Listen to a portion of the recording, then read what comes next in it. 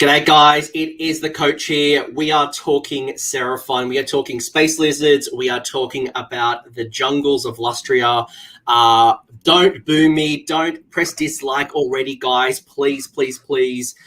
We are talking all things Seraphon, and we are talking the Starborne. We are talking about the ones that are probably kicking your butt at your next local tournament. And I thought instead of hiding from it, instead, I would look to the constellations and I would actually talk to the greatest slug that I know. It is Caleb Hastings, who is a very famous YouTuber with Seraphon.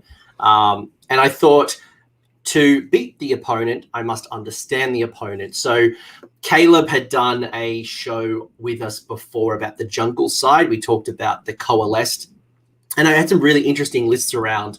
What did we talk about? We talked about, like the old ones. We talked about, some of like the Saurus Guard, and we talked about some cool lists. Stegodons, those are my favorite. Oh, they're so good. I wish that there's a day that I could run feral Seraphon without any riders, and I just want to run at people with just dinosaurs. But Caleb is going to teach us the secret sauce to the Starborne, the magical supremacy, the burninating of the peasants, and I'm super excited to welcome back. G'day, welcome back, Caleb. Howdy, y'all. How you doing? Ready to talk some of the filthy skinks and how good they are.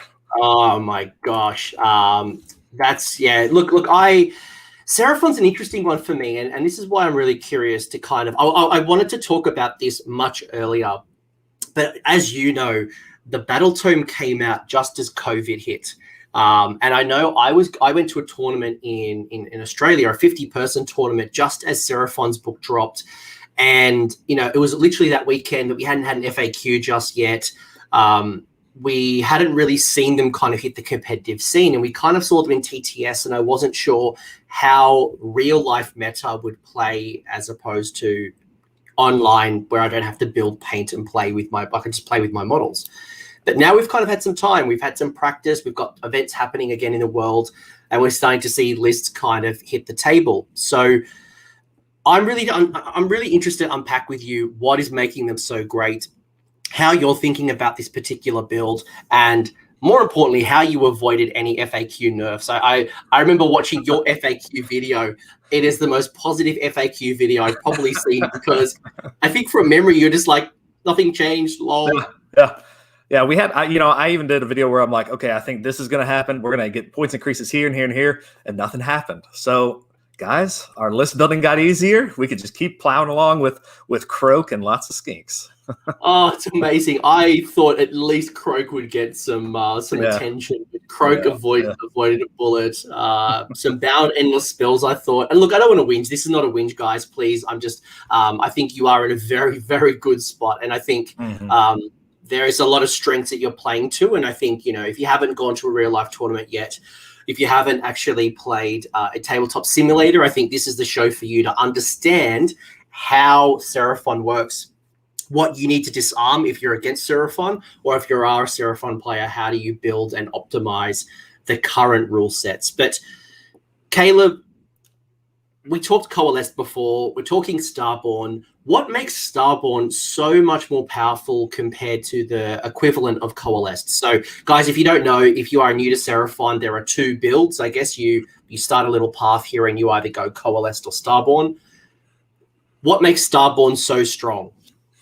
It's an interesting faction, because when the book first came out, the new book, we're looking at the War Scrolls and we're thinking, they've killed us. These War Scrolls are terrible. And it wasn't until we started seeing all these different synergies that you can pile on to your units that all of a sudden it started clicking and saying, man, you can do a lot with this army. It's quite flexible. It can be on the board where it needs to be, and it has the octane to put out the damage. And surprisingly, skinks can be pretty tough now too. So you've got units that are fast, can shoot far, can pack a punch, and they stick around for a while. And not all that is really apparent on the War Scroll, but once you start adding all these synergies to it, the army starts to be pretty impressive.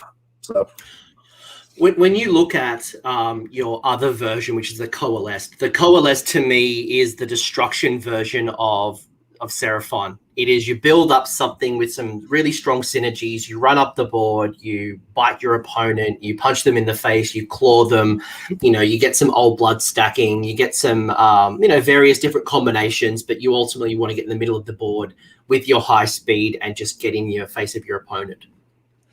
The equivalent, which is the Starborne that we're going to talk about, is probably a lot more technical.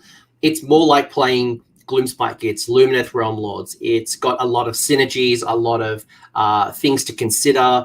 You've got a really big hero phase. You've got a lot of combinations, but it's very technical. And if you make a mistake, whether it's a wholly within mistake, whether it's not thinking about a certain rule at a certain time, you can be punished. And, Lord Croak, especially in Starborne, has a big target on his head. Absolutely. He's Croak by himself isn't that much of a threat, but once you add on his support cast, all of a sudden he can dominate the board. He becomes that kind of god figure that you see in some of the other big centerpieces in an army. You have to be weary of him. You have to figure out how you're going to deal with him, or can you just ignore his spells for most of the game and try to deal with objectives? And so once you kind of turn him from a 300-point hero, which he is by himself, to a 600 with his casting support, then you've got a force that's gonna radiate out onto the board. And so he does become quite scary that way. And he can pump out a ton of mortals. He can dominate the magic phase. He's not going to do anything else in any other phases, but you don't care because you don't need it. He's gonna generate you command points. He's kind of that center point of the army, and you'll see him a lot in the Starborne armies, especially since he didn't get points increases. You're going to see him in a lot of Starborne armies. You might not see him as much as in Coalesced, although in Coalesced he's okay to generate your command points, which you always need. But in Starborne, he's going to be center of the board in most of these games. Yeah, I've even seen some Stormcast lists now bringing in Croak. It was like an old school, right? A really early Stormcast would bring in Lord Croak, or like the Star Priest, the Scar Skink Priest. Mm-hmm. That would be a key ally because there's not a lot of people who can ally with Seraphon. And I'm starting to see Croak kind of being brought back. But you're right. Yeah. When you look at Croak as itself, if you haven't played with Croak yet, guys, you haven't quite understood it. You might look at Croak and go, he's all right. Like, yeah, he probably could go up to 400 points. Like, he's all right. He's good. He's got some cool strengths.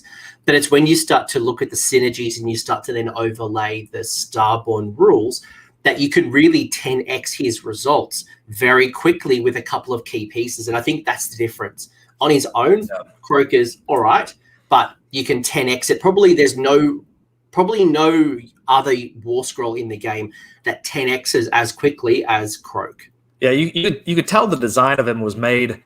You're going to have to play him risky. You're going to have to get him into combat, which you don't want, so that he has a short range area of effect spell that can explode multiple times. Somehow they forgot that there's a hero in Seraphon that extends his range another 6 inches, and then Balewind Vortex extends it another 6 inches. So now his area of effect spell, which is supposed to be short range, is now a 22-inch bubble that basically covers the entire middle of the board, where most of the action goes down in Warhammer, and he's going to be popping that area of effect damage on a lot of units. So if you are joining this, guys, and you are not a Seraphon player, I think the first lesson you're hearing here is how do I take down Croak? But funnily enough, when we go through the list, you might notice that Croak isn't probably the first thing you want to go through. But certainly Croak is a key piece. So if you're a Seraphon player, you're protecting it. If you are an opponent, you need to think about how do I handle Croak, who might be sitting at the back of the board. And Caleb's been really nice as well to actually give me some photos of deployment maps that we'll bring up later. But we're going to go through the rules now, and we'll kind of show some demonstrations on how and why and what's so important in this particular build, and kind of get like the thoughts around, well, we've got some battle traits here, and as a Coalesced, just putting out our Starborne hat on for a second, not our Coalesced hat. You do have a couple of things. So you're going to get yourself the you say it for me. Contemplations of the Ancient Ones. Thank you, Slard. So at the end of your hero phase, you pick one friendly slan, and you can replace the spell from the Law of Celestial Domination table with a new spell. So, what's that mean? This is awesome because most of your wizard heroes, they pick one spell to go into the battle with, and here this allows you to change your spell at the end of your hero phase to something else. And so I always go into a battle and you're trying to take your most generic spell in case or something that's going to buff your army or something like that. I'm taking one that I can use turn 1 on certain armies. And if I'm not faced against that army at the end of my first hero phase, I'm going to switch it to something that's useful for the army I'm facing. So it's quite flexible. A lot of ability to change once you're on the table to fit what you're facing. And I think you'll see that a lot in some of this Seraphon stuff where you have flexibility in your buffs that you can hand out, which is fairly unique to Seraphon. I think maybe that's in a lot of other factions. I know I play some Gloomspite Gits, and that moon is terrible. You never know where it's going to be. Here, we just choose what we want. So it's pretty useful. There are very few armies in the game that can change their spell layout within the battle, and I think that's key. Like, Gloomspite Gits plays, for example, there's an Arachnarok Cauldron that allows you to pick from your spell lore, but to be able to switch out gives you so much flexibility because you could do some damage dealing stuff at the start, then you could go some debuffs or some buffs, where most people would have to pick one or two, or they would have to get multiple casters in order to get multiple spells on the table. Yeah, and in my mind, there's one spell, and we may not go through all the spells, but there's one spell that's a horde killing spell called Stellar Tempest. And it is a great spell. You roll a dice for every model in an enemy unit, and on a 5-up, it does immortal. Great for killing hordes, and it has 24-inch range. And so from turn 1, you're going to have a 6-inch buff on probably your Slan. That's going to be in range of just about any horde you want to do. So I always start with that one. If they don't have a horde, I'll switch over to something else. So incredibly useful. Yeah, the flexibility, and I think the flexibility in this army is incredibly strong, and you're able to project your power at really long range. Most people have multiple areas or certain areas on the table they can project power, whether it's through a combat monster, a Maw Crusher, a Stonehorn. It could be what KO do right now, which is putting everything in a boat, dropping down and just shooting from relatively close range, because they drop down outside of 9 and just shoot as quick as possible. But you have an ability to project a lot of power from very far away, and this is probably where things like skinks and things like your other choices outside of your Lord Croak bubble is going to be important to protect it. It kind of feels like when I played Hallowheart and I'm trying to protect my juicy center as much as possible. I've got my Hurricanum, I've got my Wizards, I've got my Battalion. I'm projecting so much power, but the minute that someone breaks my line of Free Guild Guard, Phoenix Guard, whatever it might be, you'll kill that juicy center. It's so easy to kill because they don't have an armor save. They don't want to be in combat, and Seraphon is probably the poster child for that. Like, do not get close to me. Yeah. If you're charging Croak, you got to have a plan to take him out, because if I get a turn and you're within range of me on Croak, then you're probably going down. So. Yeah. Talk about the other rules. You're going to get yourself at the start of your hero phase, you can pick one of the following Astrums. So you got the Great Drake, or you've got yourself the Hunter Steed, or the Sage Staff. So this is that flexibility. So you've got 3 major buffs that you can give to your army, and you kind of want to have a plan with these as you're building your list. What am I going to do turn 1? Which one of these do I want to activate? The Sage's Staff is great for if you're building a Croak centered army. He gives him +1 to his casting and dispelling and unbinding, and so you can add that to Croak to give him even further higher casting. So this is where we talk about 10xing here, guys. Yeah. We've now started to like ×2 Croak already. Literally, we haven't made any selections in our list yet, and we've just ×2'd it with the Sage Staff. Mm-hmm. Yeah, a lot of our wizards are already +1. So Croak, Slann, the Troglodon, oddly enough, is +1 to cast, and so this right here gives them just an easy access to +2 to cast, which you don't have to do anything. All you got to do is say, "I want that one," and it's pick one. So it's not like you just pick one every turn. So it could be one caster, or if there's one that you really need a certain spell off, or if you lose that certain wizard. Yeah. If you've got another wizard, you could just go, cool, I want that one now to get the +1 to cast, or +1 to unbind. Yeah. So a lot of times what I'll do is I'm going to choose the Sage's Staff turn 1, or possibly Hunter's Steed. Hunter's Steed gives you +1 to run and charge. So if I'm trying to make sure I can alpha strike something, I'll choose Hunter's Steed to make sure I can get that +1 to charge. You'll probably be dropping something outside of 9. And so I want to make that charge with a +1. Or if I just want an extra run, some of my stuff gets run and charge or run and shoot, I'll pick that one. So one of those is usually my first choice. And then as you're getting further in the game, as you're getting in combat, well, then you say, I need extra combat damage. I'm switching over to the Great Drake, adding that to some big monster that I've got in combat, and letting him go up to bat with that extra attacks. And because this is a battle trait, that extra attack applies to the mount, his weapons, everything on the melee profile there. So it's pretty nice. Yeah, that's brutal. And I think, again, it goes back to the flexibility. You can change your spells during the rounds. You're able to then change around some of the benefits, whether it's going to be the +1 to the run and charge rolls for Seraphon, where there's going to be +1 to your spell casting or dispelling, which is really cool. And or you could then get yourself an additional attack characteristic that's bonkers. So again, you've just got so much flexibility in this army, and it kind of goes back to the complexity I was saying earlier. It's just choosing the right things at the right time and really being mindful of the different rules and where they interact. Mm-hmm. Absolutely. I imagine something like AOS reminders would be very important right now. Like the amount of rules that you would probably generate from AOS reminders, just to keep yourself in check. But we just skipped over, like if anyone wondered what I skipped over, we skipped over the coalesced side. So we just had some additional rules that come with coalesced, but instead we do have some additional rules when it comes to the Starborne. So you've got the Unfeeling. So the Starborne has bravery of 10 instead of what's on their war scroll. How impactful is that?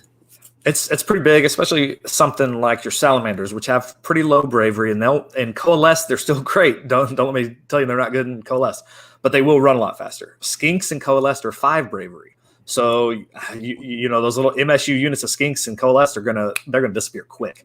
But here in Starborne, we do have that 10 bravery. You actually get your bonus for your hordes in bravery in Starborne, and so that's kind of nice. Those big hordes of skinks are going to have great bravery. So 10 is awesome. That's great bravery for this.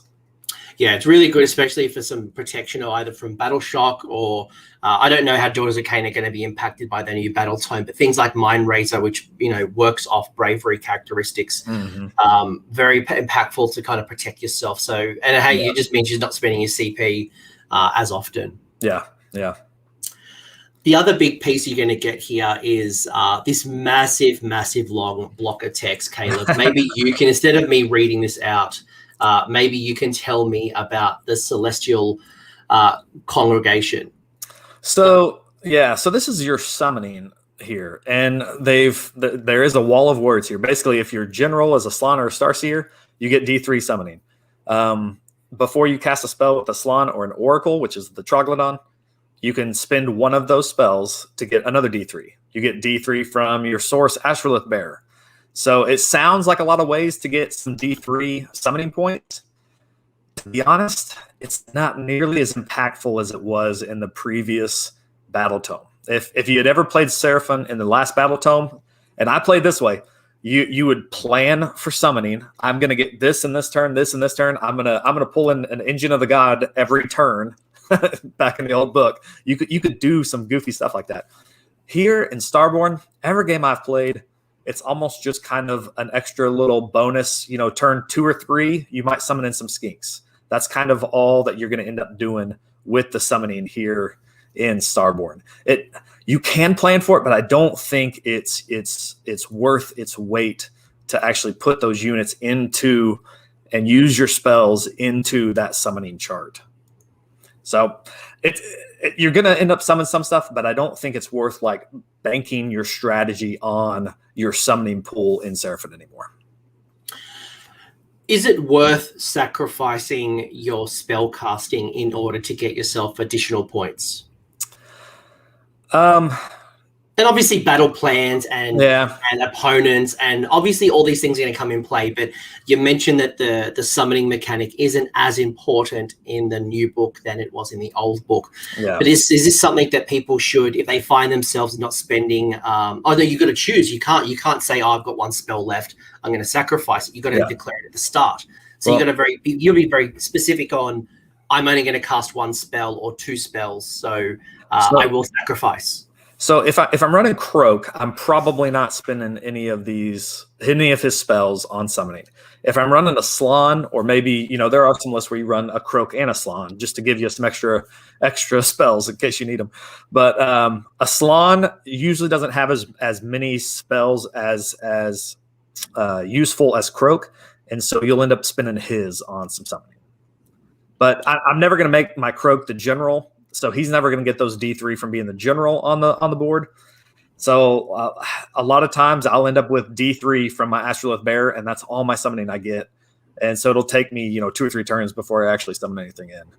Why would Croak not be your general?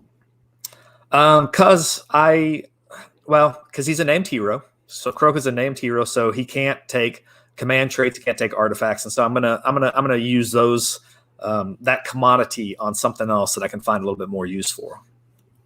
So that's probably the key reason. It's not like you lose anything else other than you just generic, can't hold an artifact, can't take one of the command traits from Dracothian's Tail or Fangs of Sotek. Yeah. No, it's an interesting consideration. So I imagine most people might think about taking Croak as their general, but that's the trade-off if you do. And if you do take a Slann, like, a Slann can actually be quite powerful. Now, he's not going to put out as much damage, but he can actually dominate the magic phase, and especially blocking other people's casting better than Croak, because you can get up to 2 rerolls for him in his unbinds and his casts. And so he can, if you build it right, that Slann can actually be pretty powerful in the magic phase. Won't do near as much damage as Croak, but he can really kind of dominate that phase, especially when the other team's trying to get their spells off. So you can build it that way, but Croak is just so he's priced perfect. He's made it through 2 FAQs, so I would definitely fit Croak into your list. I've been here since AOS the start, and ever since day one, Croak has just been a nightmare. We had the Croak NATO, where the old Balewind Vortex used to double the spell range. It didn't used to just add +6; it would double. So you just teleport Croak in the center of the board on a Balewind Vortex, and then you just have this like aura of damage of 36 inches, annihilating everything. And like, he took damage, and then he could come back to life. It was just like, yeah. Kill me now. The other rule, speaking of Slanns, you do have the Lords of Space and Time, which at the end of the movement phase, you can pick one friendly Starborne unit that is on the battlefield and transport it through space and time.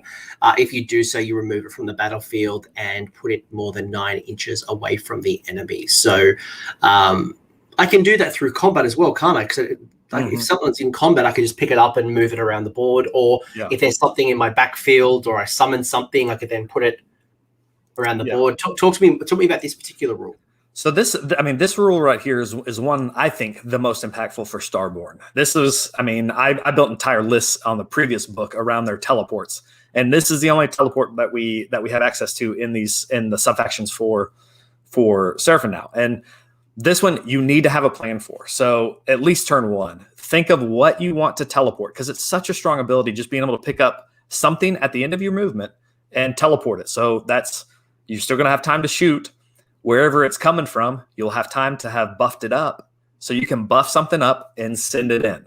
That's why Lords of Space and Time is to me, it's almost your salamander delivery system. This thing right here is where you're going to put your salamanders with your Lords of Space and Time. But it can be used for anything. That's the wonderful thing, is that you can buff up a horde of skinks and send them in to shoot. You can buff up, something you need on an objective, or you don't even have to buff that up. If you're looking to score objectives late game, I mean, this will win you games right here.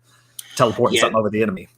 There's a lot of things to break this down. It could be a start of the game, bring bodies up much further up the board than they would normally be able to move or run.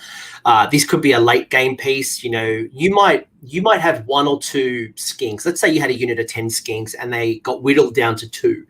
Those 2 could still be a threat simply by using Lords of Space and Time, teleporting them onto an objective that has been opened up, or you can't zone off properly because, denying two little 25 mil bases can be quite difficult. Yeah. You could use it to threaten, there's so much you can do with this. Or as you said, the salamander delivery system. And I have a hatred for salamanders. Not the real animals. They're wonderful little lizards. I do have a bane for Sally. So we'll talk more about why the salamanders are the jerks of Age of Sigmar. But the teleporting is great. It's guaranteed, so you don't have to cast a spell. You also don't have to. It's not dependent on the general. So if I did take down Croak, if I did take down the Astrolith Bearer, it's not like I lose that ability. It's going to be always available. Mm-hmm. And it does happen at end of movement, which is the same time that your summoning shows up on the board. And so you can late game. You've finally gotten enough summoning points to bring in 10, 20 skinks, bring them in, then teleport them, and it can really help you out. Yeah, that's neat.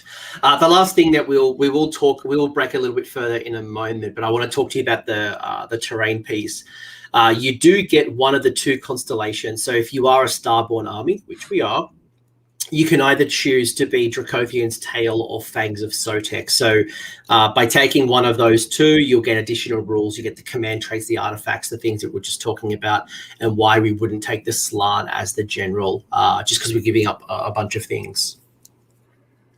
Yeah. But we won't talk about that too much yet because we will actually break down. So Caleb's actually provided us 2 lists, 1 for each. So we'll break down the rules and we'll talk about the rules in relation to the list. But maybe just quickly on summoning before I ask you about the terrain piece is if I've got a bunch of summoning points, is there any particular units that you like to summon more than others? Are there situations where you think about bringing on certain things? Is it worthwhile striving to go for a free Engine of the Gods or, a Sora's Old Blood on Carnosaur? Or are you more of a, get 10 skinks on the table? Or what's your thoughts here? I think you definitely want something that either you're going for 1 of 2 things: bodies, or something that can actually provide you a benefit in the shooting phase, because this will happen at the end of movement. So you still have the shooting phase, you still have charges, obviously, too, but it's got to be outside of 9. So you want something that can shoot. So, salamanders, razor dons are always a good summoning piece. Generally, I'm going for bodies. That's usually what I'm looking for as the game progresses. If I can replenish the bodies that I've lost on the board so far, that's to me, that holds incredible value. But something that it can shoot, if you did build up to something bigger, I probably wouldn't choose an Engine of the Gods, but probably the Stegodon on Skink Chief. If you could somehow get to 30 points, I have a soft spot in my heart for Stegodon. So if I ever have the opportunity, I'm bringing one of those in. But bodies for sure. I know when I talk to other opponents that have a similar mechanic, like a summoning mechanic, Nurgle is a perfect example. I think Khorne is another one. There's a few armies that do this type of thing. I know usually bringing in more units early, bringing in those 10 skinks, bringing in those 5 chameleon skinks, bringing in more bodies quicker allows you to score objectives, allows you to screen, allows you to challenge, as opposed to late game trying to save up all your points. Yeah. And unlikely bringing in an Engine of Gods, or if you do bring in an Engine of Gods, for example, it hasn't got enough time to make a real impact. So unless you have some crazy way to get a lot of points quick, I find bringing on more cheaper bodies and bringing them on early will serve you far better.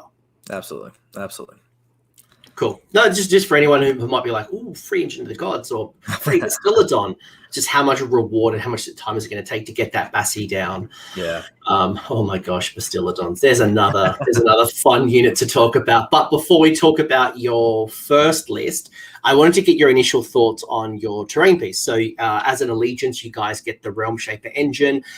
It does have some interesting mechanics. The first one is that it's put down on the table before sides are determined. So it means that you've got to put down this terrain piece before you know where you're going to be deploying.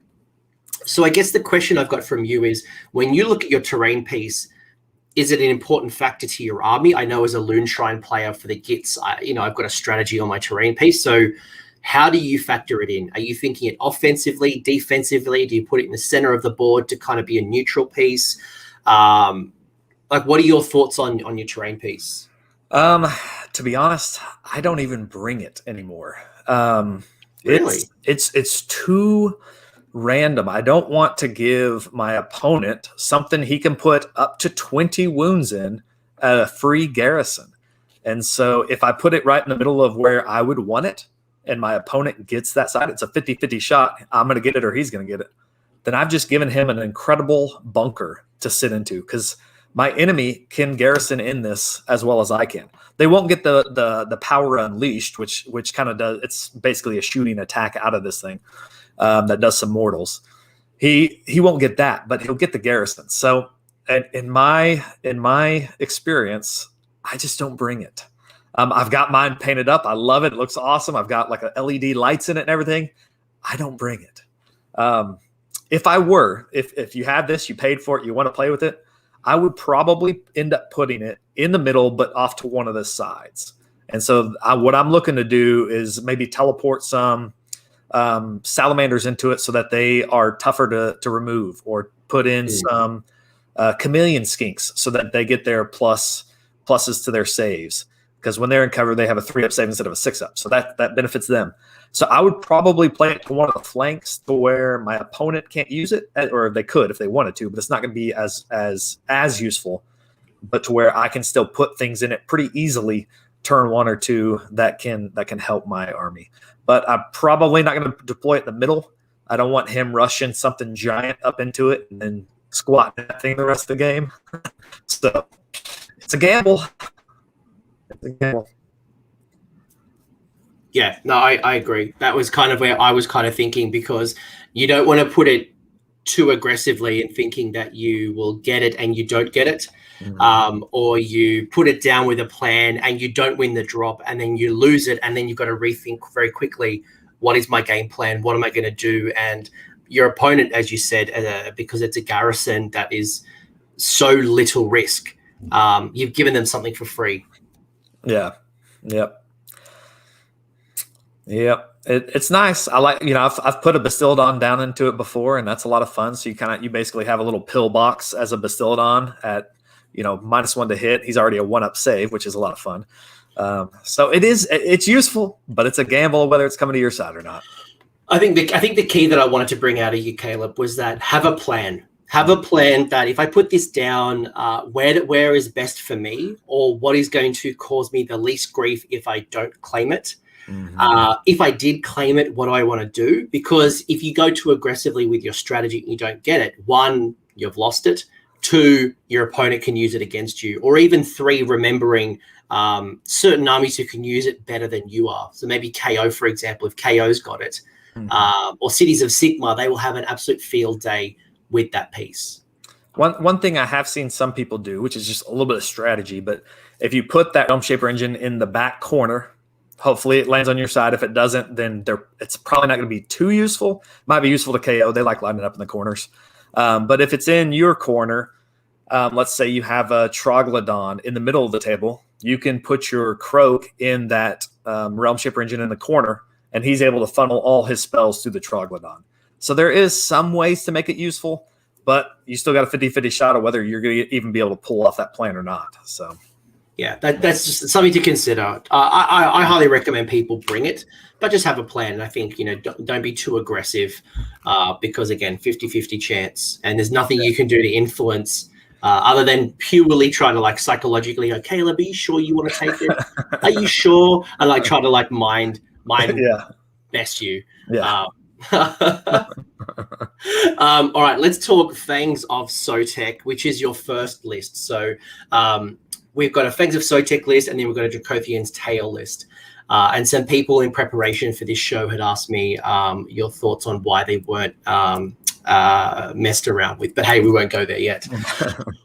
Some people are trolling you. But as Fangs of Sotek, you are going to get some cool rules. And we will talk about the rules and where this kind of comes about. And I'd love to just know from you, how important are all of these things? Are they all important to your list building? Is there certain parts that are important to your list building? For example, you get the first of the battle. So you're going to get, in the first battle round, +3 movement for your Fangs of Sotek skinks. So skinks are going to get it. You've got your partial shot, which at the start, you can use a command ability at the end of the enemy charge phase. If you do so, pick one friendly Fangs of Sotek skinks, units from the skink war scroll, or a friendly Fangs of Sotek chameleon skinks that are wholly within 18 of a friendly hero that skink or chameleon skinks can shoot. So basically, it's like an Overwatch. It's a deterrent when someone charges you. And after you do so, roll a dice on a 4+. That unit can make a normal move. Okay. And then you got some other things like old and grizzled command trait, and you got yourself an artifact, the Serpent God Dagger. So are they all useful? Are some of these attacks? And how do these all influence your list building?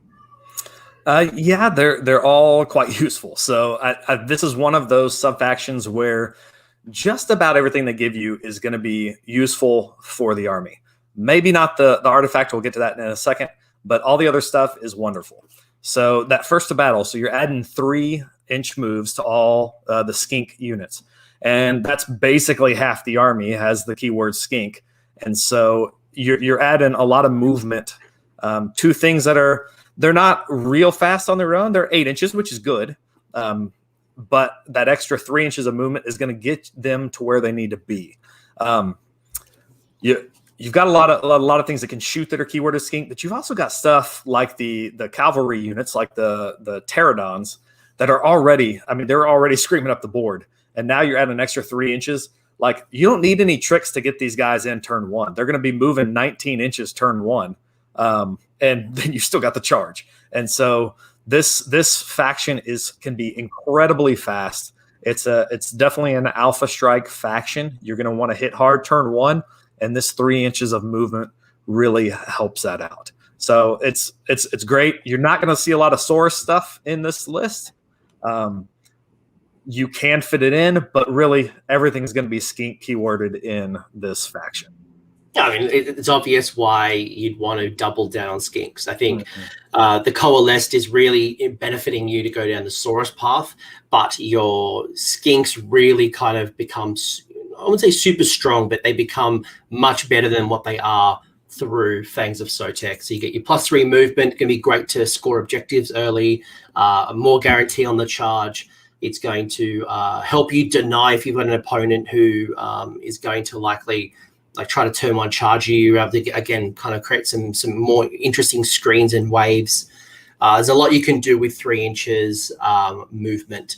I had to make sure I said movement after that, because if I just said there's a lot you can do with 3 inches, I'm sure someone would have got me somewhere. Yeah. It's much bigger than 3 guys. Just much bigger. So that's good for you. And what about things like partial shot? Do you find the ability to shoot when someone charges you a useful tool? Oh, absolutely. So they did FAQ this a little bit to where it now happens when they end a charge within 3.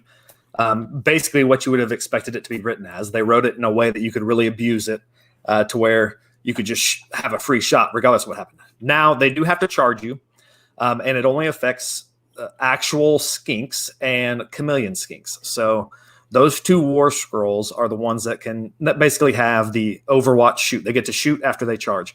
And this is awesome because you're running these skinks up the board. You're getting close to them. You're shooting. And now to get to you, they've got to get shot again. And so it's one of these things that that without this rule, Fangs of Sotek would probably be okay. It would still be very good. This is one of those rules that really feels oppressive to your enemy because they can't do anything. So you've shot them with 200 dice on your turn, and now they charge into your skinks, and they're going to have to get shot again.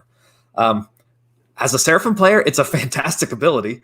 I love it, but it is one of those things that kind of gives that feel bad to the opponent, since they're gonna lose some models just on the charge coming into you. I play with Free Guild handgunners, and they shoot on the charge as well. If you end within 3 inches, I'm going to shoot you in the face. But I think the part that's different between us is that 4+. So on a 4+, that unit, I assume that unit is your unit, not the opponent, can make a normal move. But if it does, it must be a retreat but can't run. So basically, I charge the skinks, you shoot me, you then get a free movement away from the enemy. What's the movement of a skink? 8. But if you're in turn 1, you add 3 to that. So sure. I mean, there's not a lot of armies that can turn 1 charge. Let's assume it's like turn 2. So what you've basically done, so even if your opponent was 3 inches out before they declared the charge, you've got a base move of 8 plus 3 because that was the distance before combat. So really, you're now going for an 11-inch charge, and that was if you're within 3 inches. If you were going for a long bomb charge, you now can't charge you on that 4+. Yeah. So when they charge you, they've actually FAQ'd this now to on a 4-up, you have to make a move. It used to say you can make a move, which I liked. They've changed that to you have to make a move. So you do have to move out. So for the Seraphon players, make sure that your little small heroes that are buffing this thing aren't right up next to that unit, because I've done this before. You move those units off, and now your heroes are left right up in front of where those guys can pile in and attack. So kind of keep that in mind when you're putting your units on the board. But this is great, and especially for those times that you need to stay on an objective. Like I've shot them, I've removed a couple models. Now I'm backing off. I'm going to hold this objective, and there's not really anything you can do about it. And the great thing about this is it's wholly within 18 of any Fangs of Sotek hero. So it's not a general, it's not keyworded to anybody else. So just any hero, you're going to have lots of little heroes in Fangs of Sotek. And an 18-inch bubble, while it is wholly within, is pretty generous. And so you can usually fit quite a few different things in that 18-inch bubble of any of your heroes to get this Overwatch charge. It does cost a command point, and so you do need to make sure you save up for this. So every time I'm spending command points, I'm making sure that in their turn, I'm going to have enough that I can at least spend 2 of these parting shots with command points to fire off my skinks or chameleon skinks. As the devil's advocate here, as the person who wants to crush your soul, drink your tears, and annihilate you space lizards, I guess what I'm thinking about with this particular rule is if I'm going to charge a unit of skinks, I don't want to have the skinks as my only charge option. So should they use this parting shot, I want to have the ability to, at least if I can't charge the skinks because I've made it too hard for me, I can charge into a hero. I can charge into another unit. So thinking about positioning, thinking about where I could get an additional option, because the last thing I want to do is set up a charge and essentially fail it because you've now made it an 11 or greater charge with a command point, and you've shot me, so my unit is a little bit weaker than what it was. So charging that hero, charging another unit of skinks, or charging a unit of salamanders, try to keep that in mind. Yep. Yeah, and you do have your pile in after you charge. Once you make the charge, you do get to pile in. So when you're backing these guys up, make sure ask your opponent what's their range, what's your melee range, and back up that +3 so that you're outside their melee range. But a very, very useful ability in Fangs of Sotek. Yeah, no, it's a it's a challenge, that one. You've got your other 2 pieces, which is your Olden Grizzly and your Serpent God Dagger. This command trait is I like it, but I also opt out of it. It is for a Saurus General. And so if you don't take a Saurus General in Fangs of Sotek, you can use a generic command trait from the Seraphon command traits. And so that's really nice because there's some excellent skink command traits. But this one's actually pretty good too. You'll generally have an Astrolith bearer in your Fangs of Sotek army, which is Saurus, so you can keyword him as a general. And then on a 3-up, you'll receive an extra command point. That's great. You already have some abilities to get extra command points, but you're gonna eat through command points in this army like crazy. And so this is a good ability to put on that Saurus guy if you want some extra command points and the flexibility of all the different buffs that you can use with those command points. So a good call out there is that if your general is a Saurus general, you've got to take the Old and Grizzled. But if you're not taking a Saurus general, then you don't have to take this because it's not going to be eligible. You just choose something from the skink traits. So good call out. And then finally, we've got the Serpent Dagger, which you pick one of the bearer's melee weapons at the end of any phase. If any wounds inflicted by that weapon were allocated to the enemy model and not negated, on a 5+, the enemy is slain. It reads like an amazing ability. Unfortunately, it's going on a Fangs of Sotek hero, which generally your heroes in Fangs of Sotek do not want to be in combat. And I constantly end up with this on a little tiny skink priest.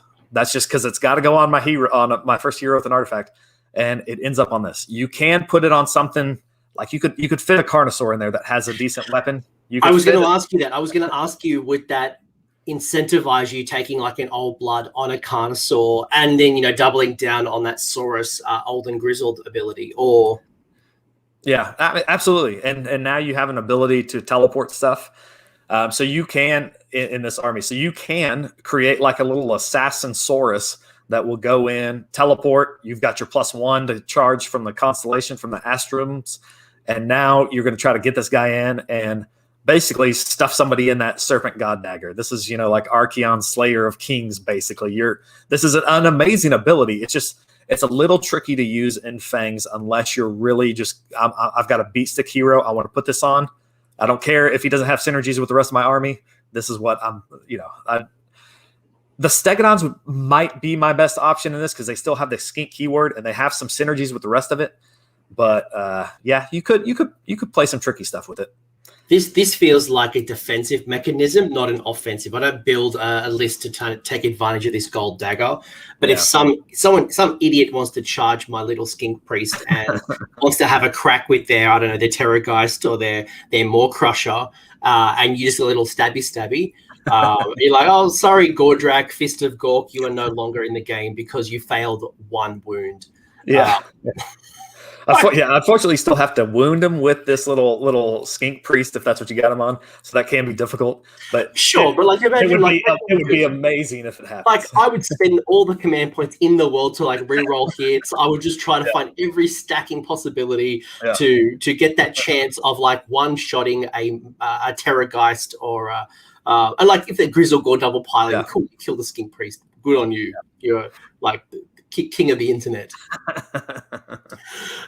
Cool. I mean, they're all useful. That none of them are real taxes. But I think the good call out as well is that you don't have to take the Saurus General.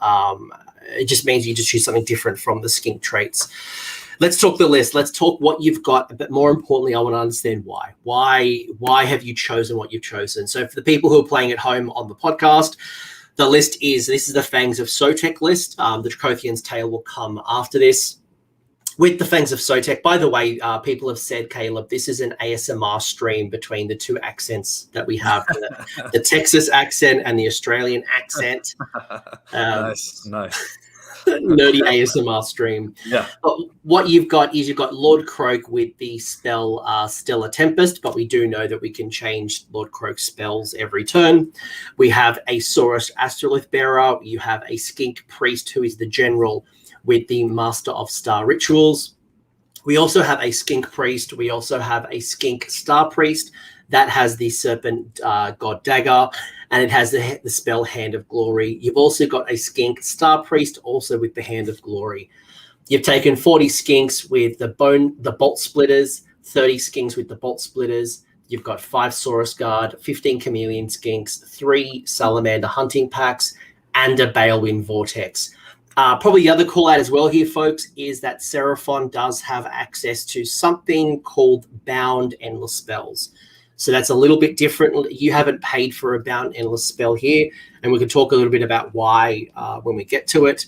But you can pay a little bit extra to get some different benefits by taking Endless spells in Seraphon. How you only pay an extra 10 points for some of your Boundless Endless spells is beyond me. Yeah. Geminids that don't come back to me, really, for 10 points, I will take that every day in every list. I will find 10 points so Geminids don't come back at my face. Yeah. Bound Endless spells are incredibly powerful, especially for 10 points. I constantly want 3 of them because you can take up to 3 in every list. Somehow they always end up getting squeezed out of my lists. I don't know why. They are awesome. You can build some amazing lists around the Bound Endless spells. They are incredible. And it might be worth noting as well, folks, that if you were picking up, if you were going to try to pick up a Balewind Vortex at the moment, they have been out of stock for about over 12 months. I think close to 2 years now. So I don't know if they're going to be relaunched at some point, or if you're going to have to like sell your first son to get one on eBay or go to a 3D printer. But they are not. You can't go to your local game store and find them. You'll have to find some type of proxy. We have the North American headquarters here in Dallas area. Dallas, Texas is where we're at. And they posted up a picture on their Facebook, and they had 18 Balewind Vortexes come in just randomly. And it was you're talking, people were fighting over them, I think, to get those Balewind Vortex. I'm sure they're all gone now, but it was a madhouse. But I guess the point was, if you like super inspired and go to your Games Workshop, you're not going to find this is not on the web store. They've been out for a long time. So maybe find a 3D printer, go sell your first son on eBay, whatever it might be. But talk to me about, we talked Lord Croak, right? We've already talked about Lord Croak and how powerful Lord Croak is. Just a supreme spellcaster. He just has a sheer amount of magical supremacy, but also magic defense. And just projects so much power from so far away. Why else do you have the Croak Master? So Croak is definitely an interesting character here. He is going to cause a lot of pain in a lot of lists, unfortunately. And he's got a spell that he can triple tap on. He can cast it 3 times, and it's an area of effect spell. You pick D3 units within 10 inches, and on a 2-up, they take D3 mortals. There's lots of rolls to get through. You have to cast it. They have to be in range. You have to roll a 2-up, then you do D3 mortals to them. So there's lots of rolls to get through, but it can do a lot of damage. And it gets harder to cast. It casts on a 7, and then it casts on an 8 the second time, and then on a 9 the third time, which makes it really hard to cast. But in most of these lists, you're going to be at +3 to cast. Croak is naturally +1. The Astrolith Bear, the Source Astrolith Bear, gives a bubble of +1 to cast. So you'll get another +1 there, so you're +2. And then most of the time, you're going to take a +1 to cast from those Astrums, especially when you have Croak. So you're giving him... That's that Staff of Sage, right? Or Sage Staff? Yeah, yes. What used to be the constellations for the Salon. They adjust the constellations.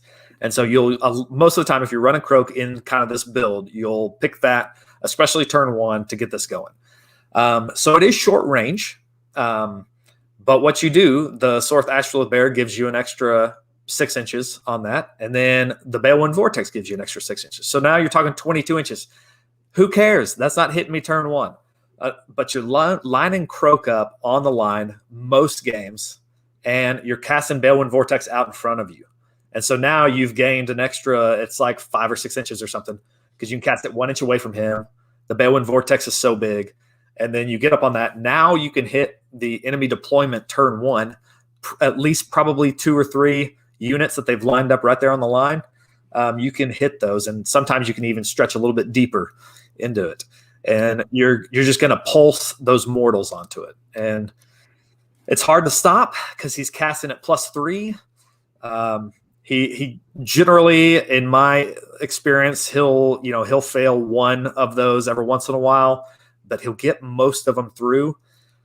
It is D3 units, so a lot of times you'll roll 1 or 2 units. So it's not real reliable, but throughout the course of the game, you're going to do a lot of mortals with this guy.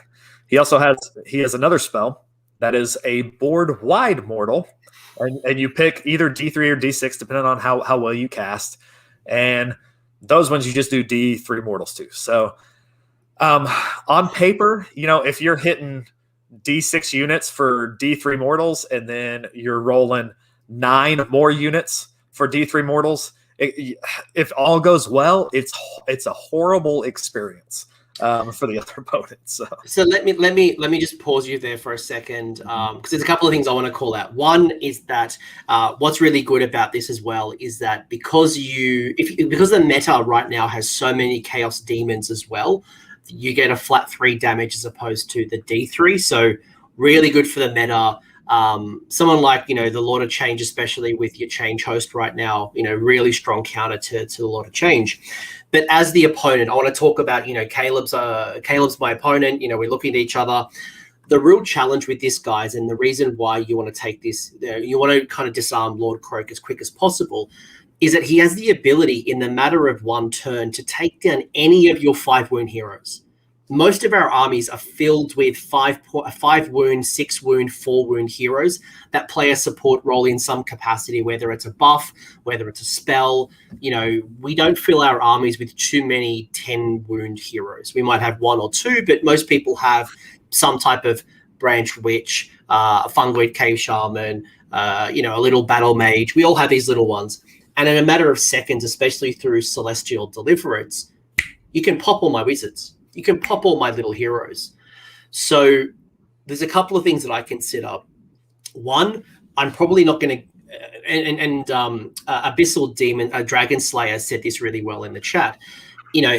While the magic is quite good for Seraphon, it's actually also the ability to deny your opponent's spell casting. And I think it's the magical defense that Seraphon brings to the table that makes me ask a different question. How do I take down Lord Croak when I probably can't deal out mortal wounds from afar because he's unlikely to he can unbind me?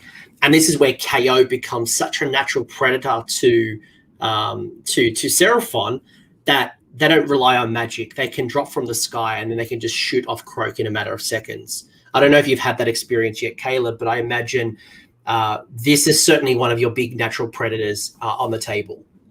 So I think the best way to deal with Croak is you either have to alpha strike. You have to get to him quick and start, maybe not attack him right off the bat, but start attacking his support pieces. The Source Astrolith Bearer only has 6 wounds, 4 up save. He can go down pretty quick. And the reason we take him down is because he extends the spell casting by 6. Yeah. It doesn't sound like that much, but going from a 22-inch bubble to a 16 reduces quite a bit of the board range for him. And it also removes a +1 to his cast for Croak, so he's not going to hit as many spells. And he does have a 6-up ward save in a bubble that he provides, the Astral Bear, which isn't too useful on Croak because Croak has a 4-up ward save, but does help with some of the other pieces there. So I would alpha strike him if I can. Get into him close. A lot of times I'm putting Croak right up on the line because I want to project that power as much as I can. If you can alpha strike him, and I know that you're going to alpha strike him, I'm going to end up positioning him backwards, which means he's not going to be as effective at dealing out damage. So even just the threat of I'm going to get into Croak turn 1 will make me deploy differently and bring him back further to where he's not going to affect your army turn 1. And I think that's a really key point as well, is that he does have a natural 4+ wound or mortal wound damage prevention. So he's got a natural 4+ armor save, and then any wound that gets allocated on a 4-up, you're going to ignore that. So you might set up an alpha strike. You might set up in range, whether you KO your Cities of Sigmar, your catapults from OBR, some type of ranged threat that can take him down, because he's going to sit at the back of the board as much as possible. I actually might even bring up the photo and kind of show some of the deployment stuff. But but you know, once you've shot him down, he's still got a 4-up armor save. He has 7 wounds, so you know, 50% of those saves actually might come into play statistically, which means that you need to do a lot of damage from far away. And he's even harder to kill than that, because just about every list that you take him in is going to include guard. Is going to include 5 guard. It gives him some ablative wounds that you can pass off to these guard. It goes off before his ward save. So you have his normal 4-up save, and then on a 2-up, you're going to pass off to these guard. And that's what they're there for. They're just an extra 10 wounds onto this hero that you have to get through before you can get to Croak. So that goes to my point. My point was going to be is that you might be better off taking down the Astrolith Bearer, your guard, the support pieces first to reduce the effects of Croak, because you're going to go through so much effort to take down Croak that you might have been better off taking down those other support pieces, because Croak's not going to win an objective-based game. No. But it can deny you and really mess you up. So by taking out those support pieces, you really limit what it can do. I've just brought up a picture, by the way, of your Fangs of Sotek deployment that actually might show an example of how you're thinking about some of these auras and protections. I know you sent it to me, so maybe you want to explain this and why you set this particular photo.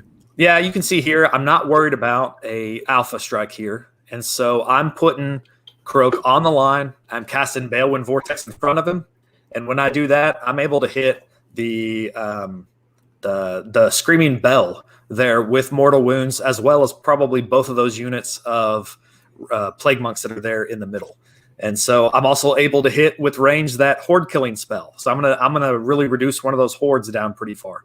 And so setting him up on the line, while risky, if you watched Seasons of War last video, he got his Croak killed turn 1 by eels, so it can be risky. But setting him up there really gives that power projection to the rest of the board once he gets up on that Balewind and with the Astrolith Bear. So it's I like him. You can always put him behind a screen of some skink if you want to, because you have to put the Balewind within an inch. Technically, you can put it over the top of the skinks. Since they're 25 mil, they are millimeters under an inch. So you can put it up on the other side of the skinks if you want to. And I imagine those salamanders at the back is because of Lords of Space and Time, and you can use your salamander deliverance package use to bring them up and burninate whatever you want to burninate. Yeah. So in the list we have a couple of different of power pairs here, as we call them, and one is Croak, Astrolith Bear, and Guard, and Balewind. That's that 600 point hero that's going to do a bunch of mortals. Now we've got our Skink Priests and our Skink Star Priests. Those 2 little guys are going to go with each unit of Skinks, and they are what give the juice to the Skinks, because the Skinks without those guys are pathetic. They will do, I think they'll do like 4 damage. 40 Skinks will do like 4 damage without those 2 little guys.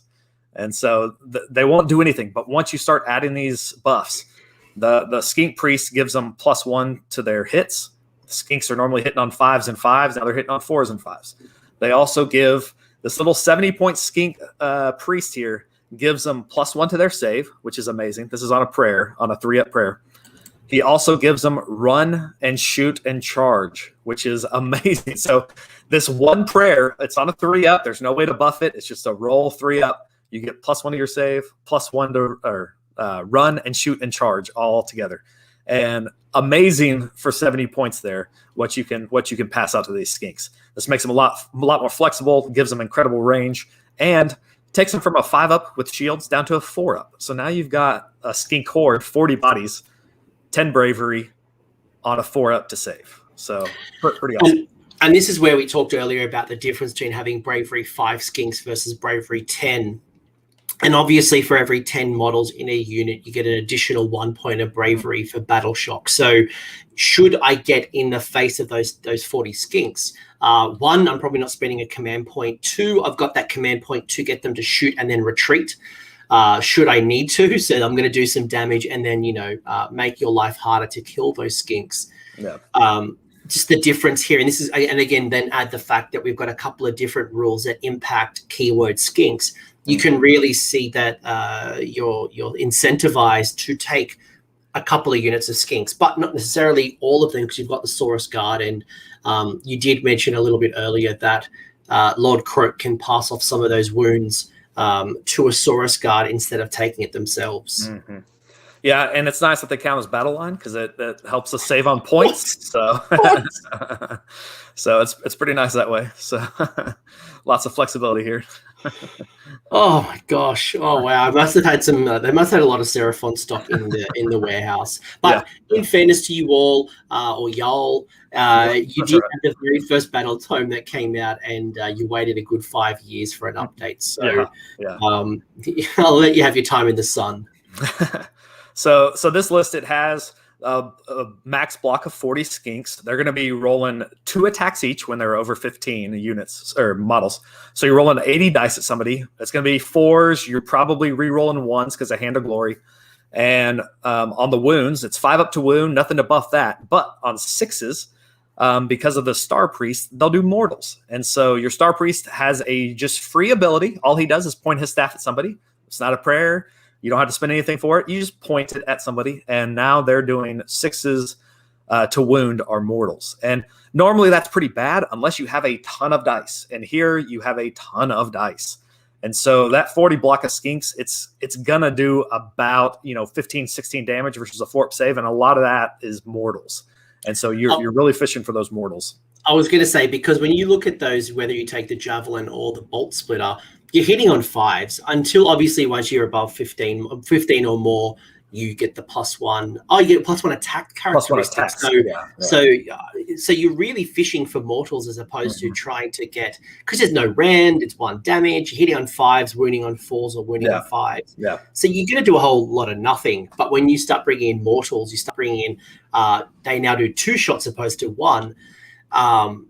That's nasty. It's just a weighted dice. So that 1 skink, that 40 block is throwing 80 dice, the 30 is throwing 60, and you're fishing for those mortals on the wound. And you'll get about half of those through. So on the wound roll, you're looking for 40 dice. 6s are going to be mortals. So you're going to do a lot of mortals with these guys. And how are you doing the mortals again? This is from the Skink Star Priest. He has a staff that he points it at the skinks and says, "You get mortals." So it's pretty nice. And that is the key to the army. If you're looking at a way to reduce the effectiveness of these skinks, look to that little 5 wound hero. He's got a 5-up save. He's super fragile. He's the one you want to target. If you don't have a way to just kill the heroes, you might suffer here against this army. But if you can kill off those Star Priests, the army loses a lot of juice. I was going to say it's a Star Priest, not the Skink Priest. Yeah. I was just looking at the Skink Priest. I'm like, where's this mortals? But no, it's Skink Star Priest. Star Priest, yeah. Is that why you've got 2 copies of Hand of Glory as well? More for redundancy and just, because they've only got, 5 wounds apiece. They've got a 5-up arbor save. They'll go down to a stiff breeze. So is it there for redundancy more than anything? Absolutely. Hand of Glory is reroll hit rolls of 1.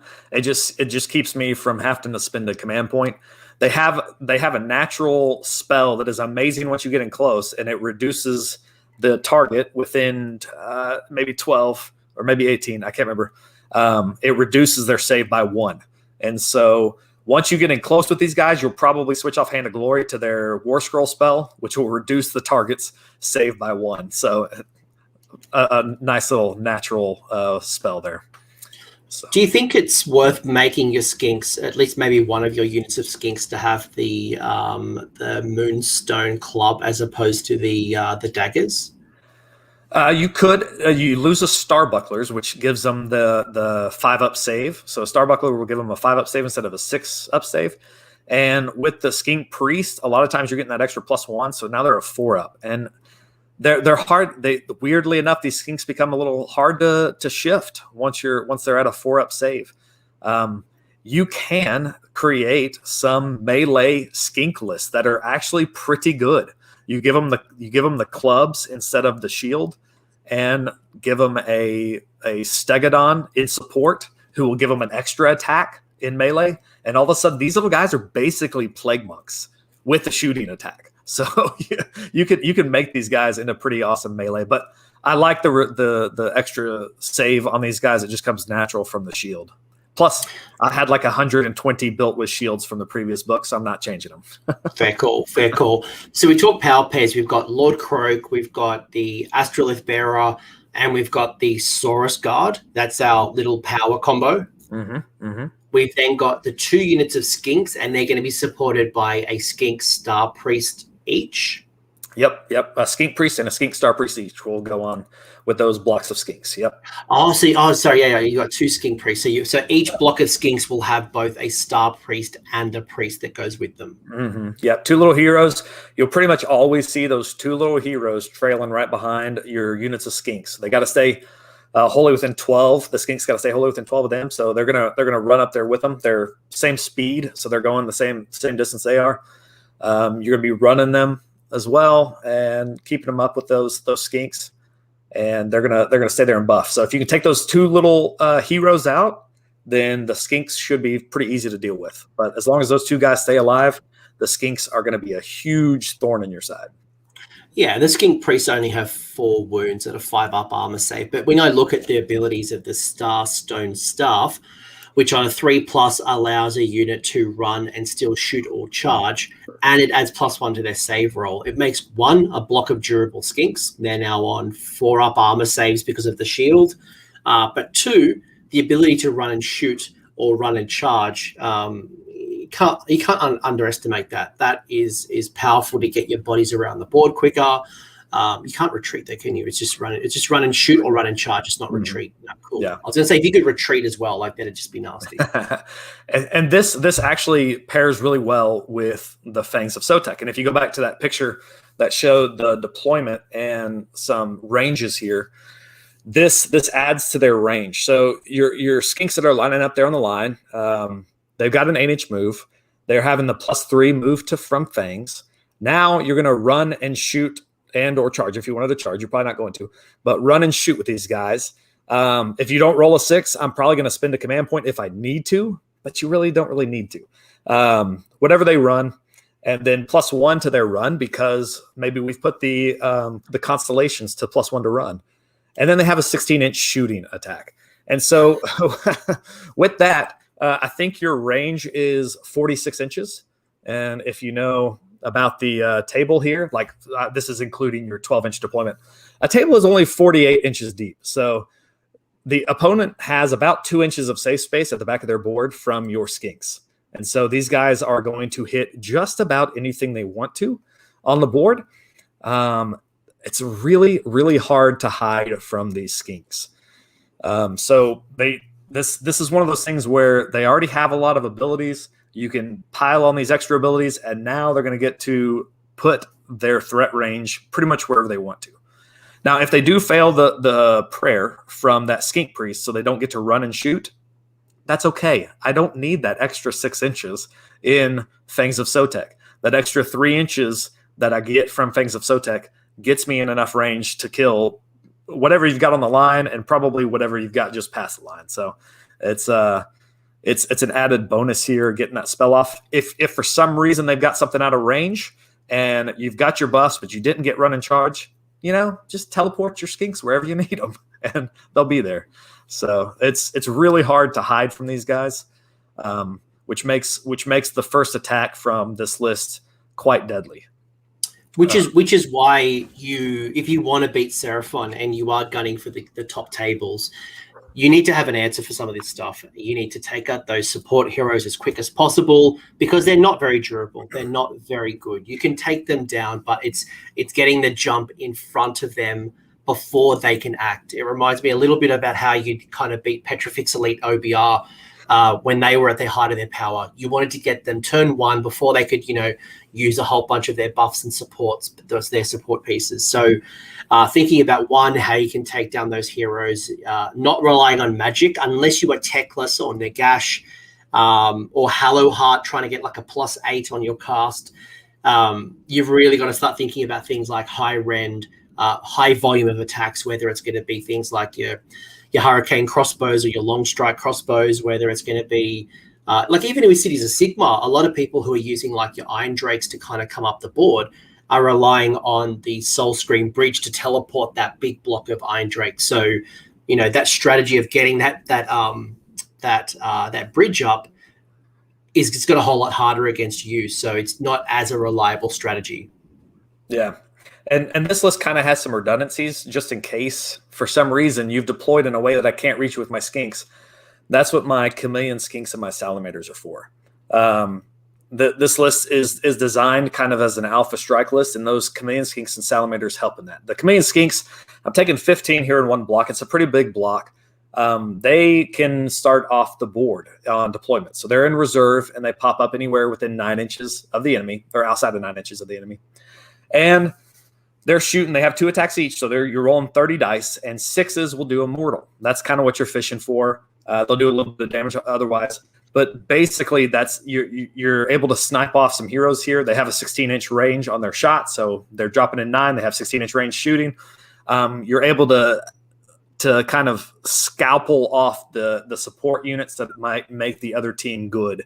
And so these chameleon skinks are kind of used in that way. But then we've also got the salamanders that are, we talked before, are my teleporting target. And so what I'm probably doing is I'm going to buff these guys up with a Star Priest and a Priest instead of the 30 skinks. I'm going to leave the 30 skinks to kind of capture an objective.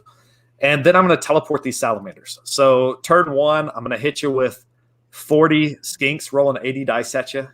I'm going to hit you with 15 chameleon skinks rolling 30 dice at you. And I'm going to hit you salamanders, which are just crazy. They do a ton of mortals. They have high rend. They're good in combat too, weirdly.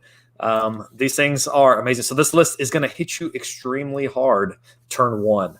I think I mathed it out. I think it's going to do about 55 damage versus a 4-up save turn 1. And there's really not much you can do about it if you give me turn 1. So it's the kind of list that you don't really want to play this against your friends unless you don't like your friends. So it's well, more if you don't like having friends. So if you like not having friends, this is the list for you. And I think and the reason why. And I was watching a recent episode of Warhammer Weekly with Vince Venturella. They were talking about some of the things that create the most negative game experiences. And Seraphon, I think, has some of the top ones. They are oppressive in movement, they're oppressive in magic, and just some of the other abilities just stops me from doing what I want to do. So unless you have certain builds, I imagine Kharadron Overlords I mentioned is already one. Maybe if I'm an Ironjaw's Iron Sons, where I'm just like a turn 1 steamroll you with with a Maw Crusher and getting your face early. Other than that, there's very few armies that would actually shrug their shoulders and go, who cares? Because you will stop me from doing what I want to do with this type of list. Yeah, the key, I think, if you're looking at a way to defeat this list, and this is most Fangs of Sotek are going to be somewhat similar to this, with probably chameleon skinks changed out for something else, or you'll see a little variance here and there, maybe some bound endless spells, but it's going to be very similar. Big hordes of skinks, Croak kind of as a centerpiece. You have to have a way to get on them turn 1. Don't give them turn 1, or if you do, back all the way up and maybe behind your screens, put a screen on the front line, back all the way up, and that'll save you a little bit. But then they'll pin you, but then you'll get pinned out of the objective game. So you might avoid the damage, but you will not then score because you've got these big blocks of skinks and you've got teleporting through the Lords of Space and Time. Yeah, so if you can hit this list turn 1, I'm in a lot of trouble because if you can alpha strike me, I have no command points in this list. If you hit those skink blocks hard, I don't have any. I can't do the parting shot. I don't have a command point to spend on that. Even if I did, I probably wouldn't spend it because they'd just be 5s and 5s. I haven't buffed them up yet. So you can destroy a lot of those skinks if you can get into that. If you can take off the skink Star Priest, I would focus on those Star Priests before I'd even focus on Croak, to be honest. They give a lot of damage to those skinks. Unfortunately, you'll probably have to deal with the salamanders and chameleons no matter what you do. Salamanders, I'm going to deploy them to where you can't get them. And then chameleons are off the board. So you will have to deal with them. But if you can put pressure onto those skink hordes turn 1, then you can put me on my back foot to where I'll have to end up deploying stuff in my own zone instead of pressing forward.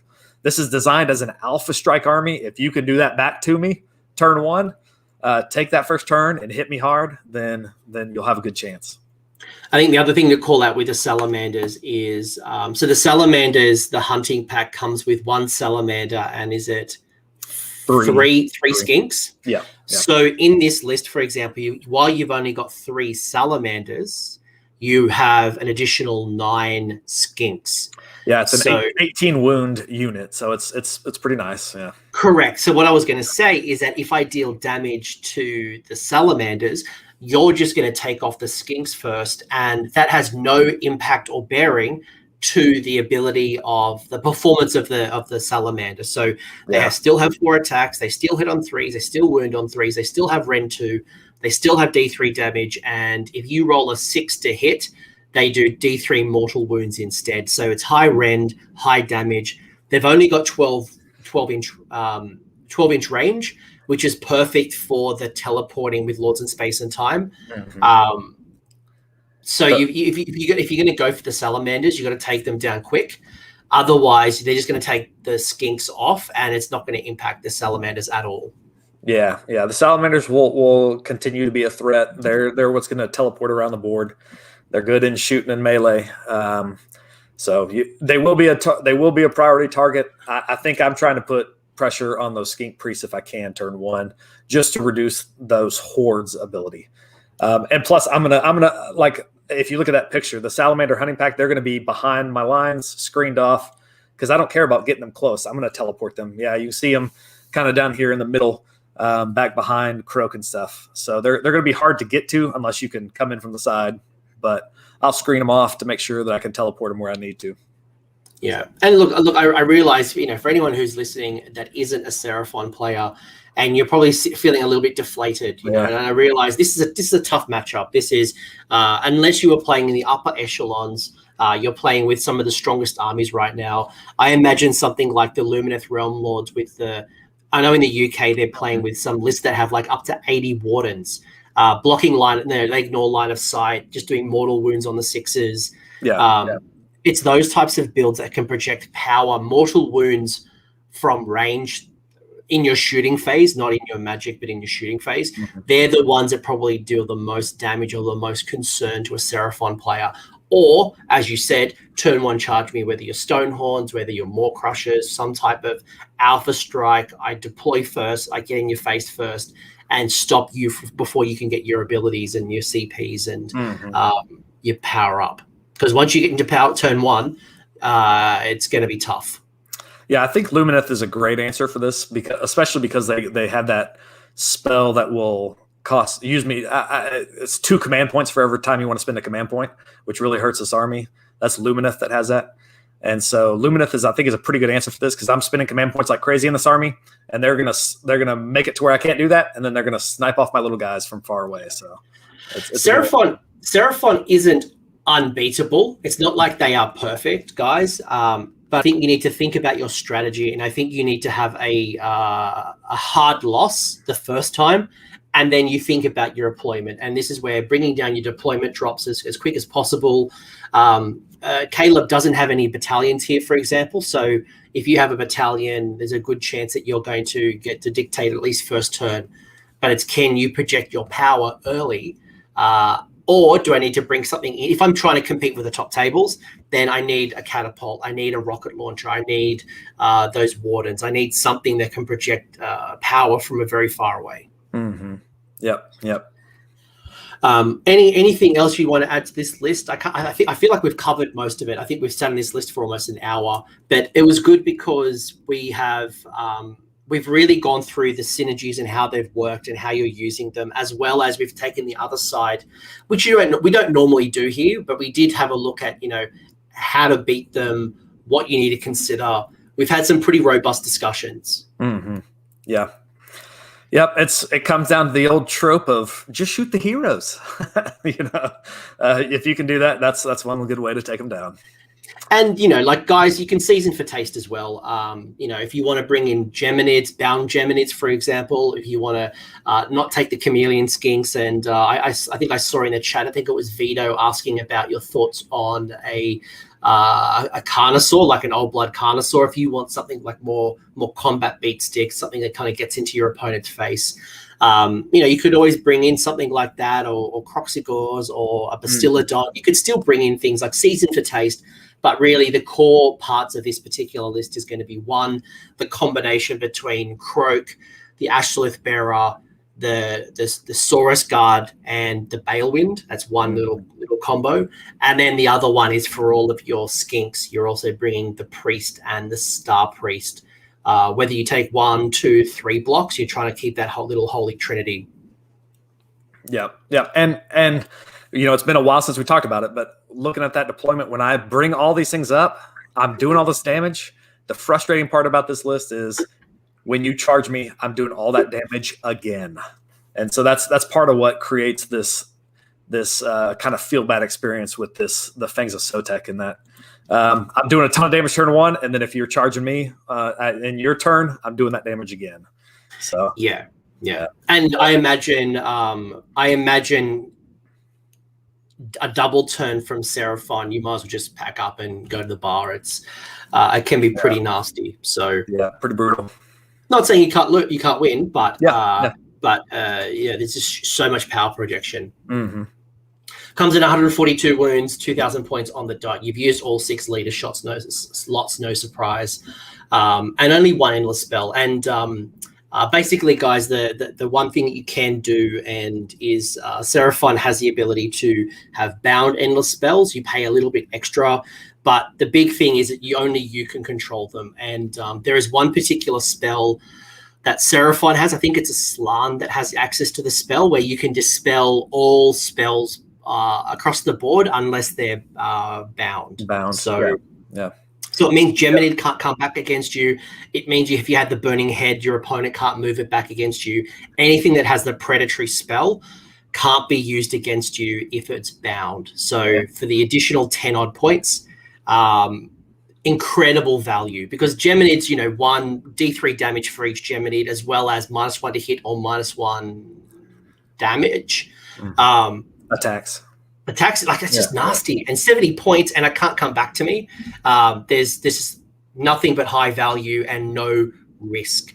In fact, if you're looking for an alternate spell for the skink has a great one that you can actually capture somebody else's endless spell. So if you don't want to bring your own endless spells, just let somebody else cast one, and then you capture it with your skink and then send it back to them.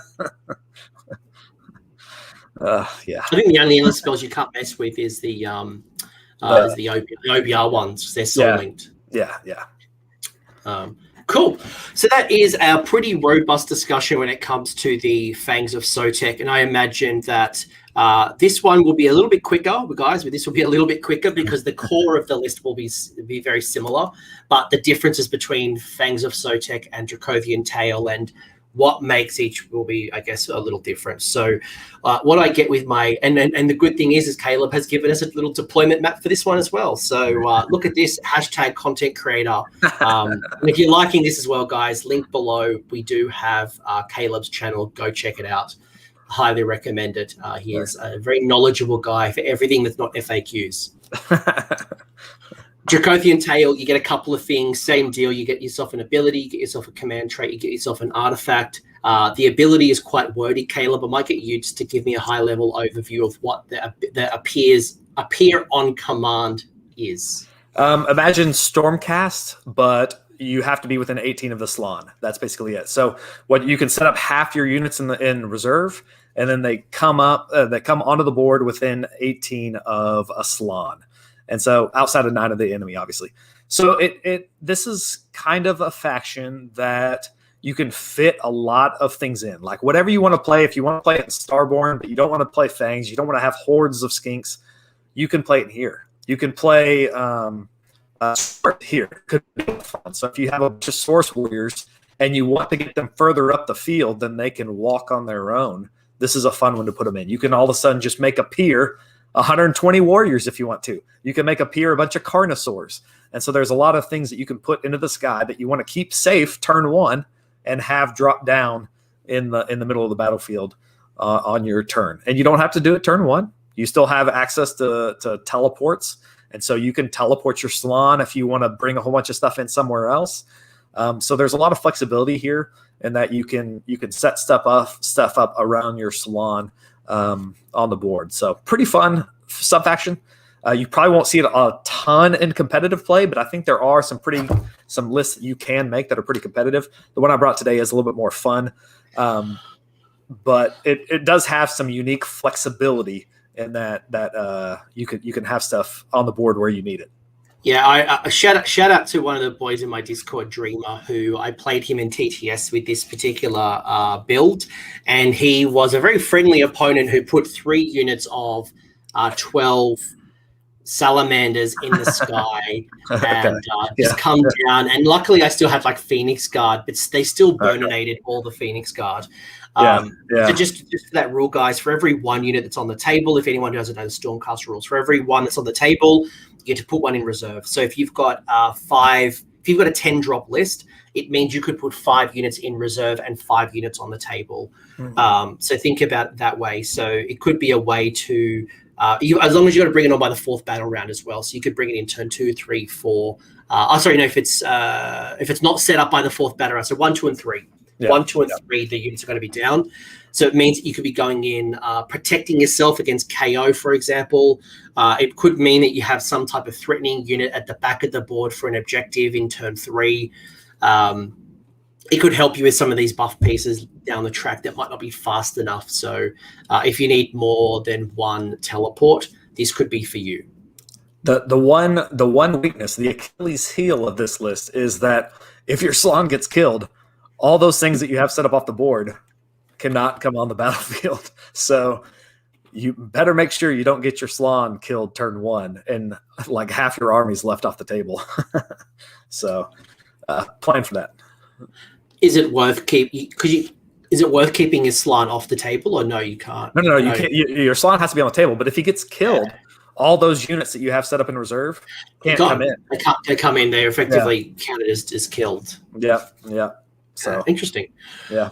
What about the command trait and the artifact? You've got the Ancient Knowledge, which the general knows 1 extra spell from the spell lore, and you can re-roll 1 cast, Dispel, and Unbind in each hero phase. That's pretty sexy. Mm-hmm.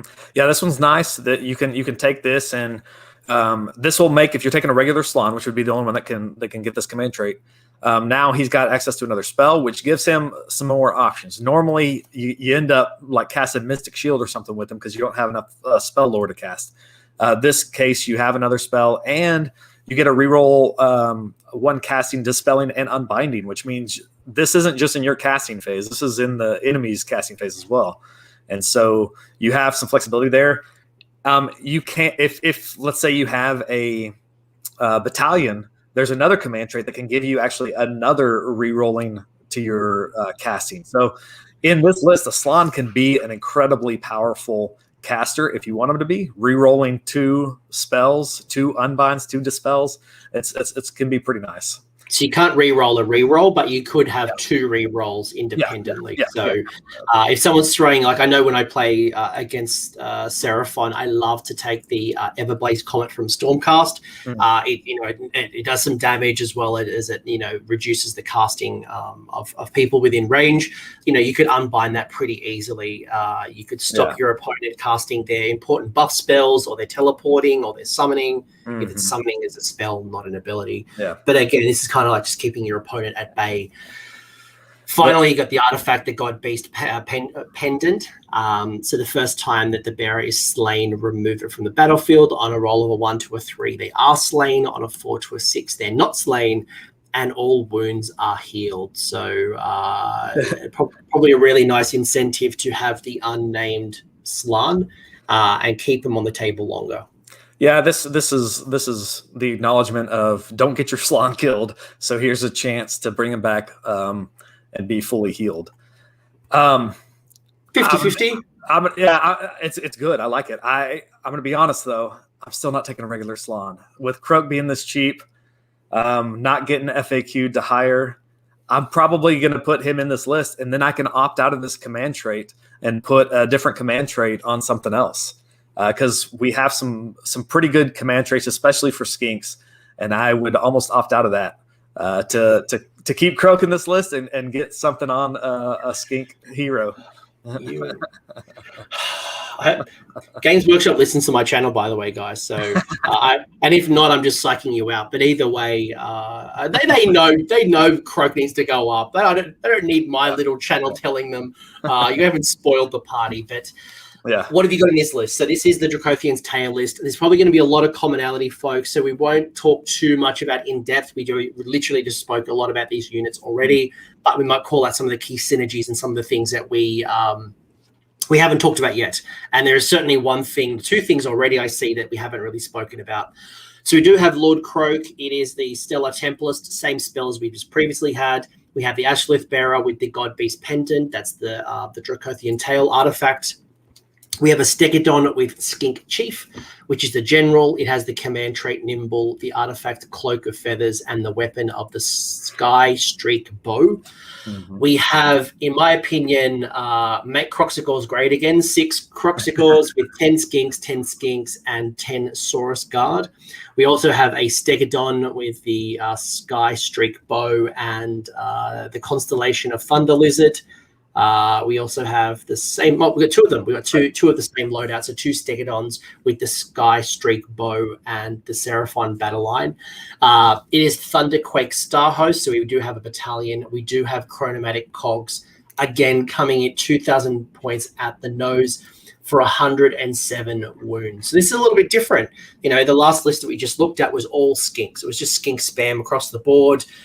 Now we've got some beasts. We've got some Steggies, we've got some Croxies, and we've got Lord Croak still. So we still have the Holy Trinity, although you don't have Balewind, you've got Cogs. Yeah. So that makes this a narrative list, right? Hashtag fun list. This is a fat middle. This is like 3 and 2. No, so in Dracothian's Tale, you're looking to deliver something up the board or deliver something onto objectives. My favorite unit in Seraphon is the Stegodon. So I'm going to figure out a way to deliver Stegodons into the opponent's face turn 1. So that's what this list is about. So you've got Croak and the Ashlith Bear, and I don't have Balewind Vortex, so his range is only 16 inches. So you won't be hitting anybody with those mortal wound bombs turn 1. Now you'll probably get them mixed in later, but I did take 10 guard in this list just to give him an extra wounds so that he doesn't get killed turn 1, so that I can still bring in all the fun stuff from Dracothian's Tale.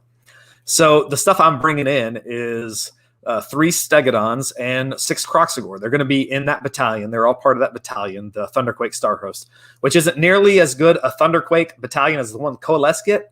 What it does is it just allows you to heal 1 wound in the hero phase. Not great, but it lowers my drops. It gives me everything I need in the battalion, and it'll help my Stegodon Skink Chief here stay alive a little bit longer, because in this list, he is pretty tanky. So he is my general, which allows me to opt out of that command trait, and I'm giving him Nimble. That gives him +1 to his move, but also +1 to his save, which is an awesome command trait there. And so he goes. What's his armor? Yeah, I was going to say, what's his armor save and what's it go to? He's a 4-up naturally. Against 5 or fewer models, he's a 3-up. At the start of combat phase, he can say, "I'm going to point my Stegodon helmet at you," and now I'm a 3-up against that unit. So with Nimble, he's now a 2-up against that target that you're looking at. Cloak of Feathers is pretty awesome because it does allow him to fly. It gives him +4 to his move, so now he's +5 move. And he's -1 to hit. So that artifact is amazing. I would take any 3 of those on a normal artifact, and we get all 3 of them on 1 artifact. So you can take the Stegodon Helm artifact on him, which would give him another +1 if you want to have a 2-up Stegodon. So you can go that route. But I do like Cloak of Feathers because I'm going to try to make a good charge. If I roll really high on this charge when I bring him in, he's going to fly over something and hit that priority target I want. I am putting all 3 bows, the Sky Streak bows on these guys, on the Stegodons. Pretty incredible bow, 24-inch range, 3 attacks, 3s and 3s, and does 3 damage each. So a pretty good way to snipe off those little support heroes. And you also do mortals on the charge as well. I just wanted to check the rules to make sure that, we end a charge within 1 on a 3+, you do D3 mortal wounds. So it's pretty cool. So the object of this list is and I think you can bring up that deployment now. You're gonna cast cogs. That's pretty vital. If you don't cast cogs, which you'll be plus 3 to cast, so you should be able to get it off. So chronomatic cogs is +2 to move, run and charge. Yeah. No, move and charge. Yeah. Man, it's been so long since I played with cogs. Yeah, so you'll be +2 to charge. So you're bringing these guys in wholly within 18, and you can kind of see that shaded bubble there. And it's a pretty big range that you can bring stuff in around the Slann. So I've moved him up a little bit, my hero in my movement phase, the Croak, and you're able to push further than you need to. So if you don't want to put the Slann on the line, you don't have to. You can push him up a little bit afterwards. But then I'm dropping all this in 9 inches away from their army. I've got cogs that's going to give me +2. If I wanted to roll the dice and try to cast cogs on only a +2 to cast, you can give the constellation to +1 to charge. So that now you only have to make a 6-inch charge with these guys. And that's quite doable, especially when you'll have quite a few command points and you'll have some rerolls. So these guys should all be getting into combat.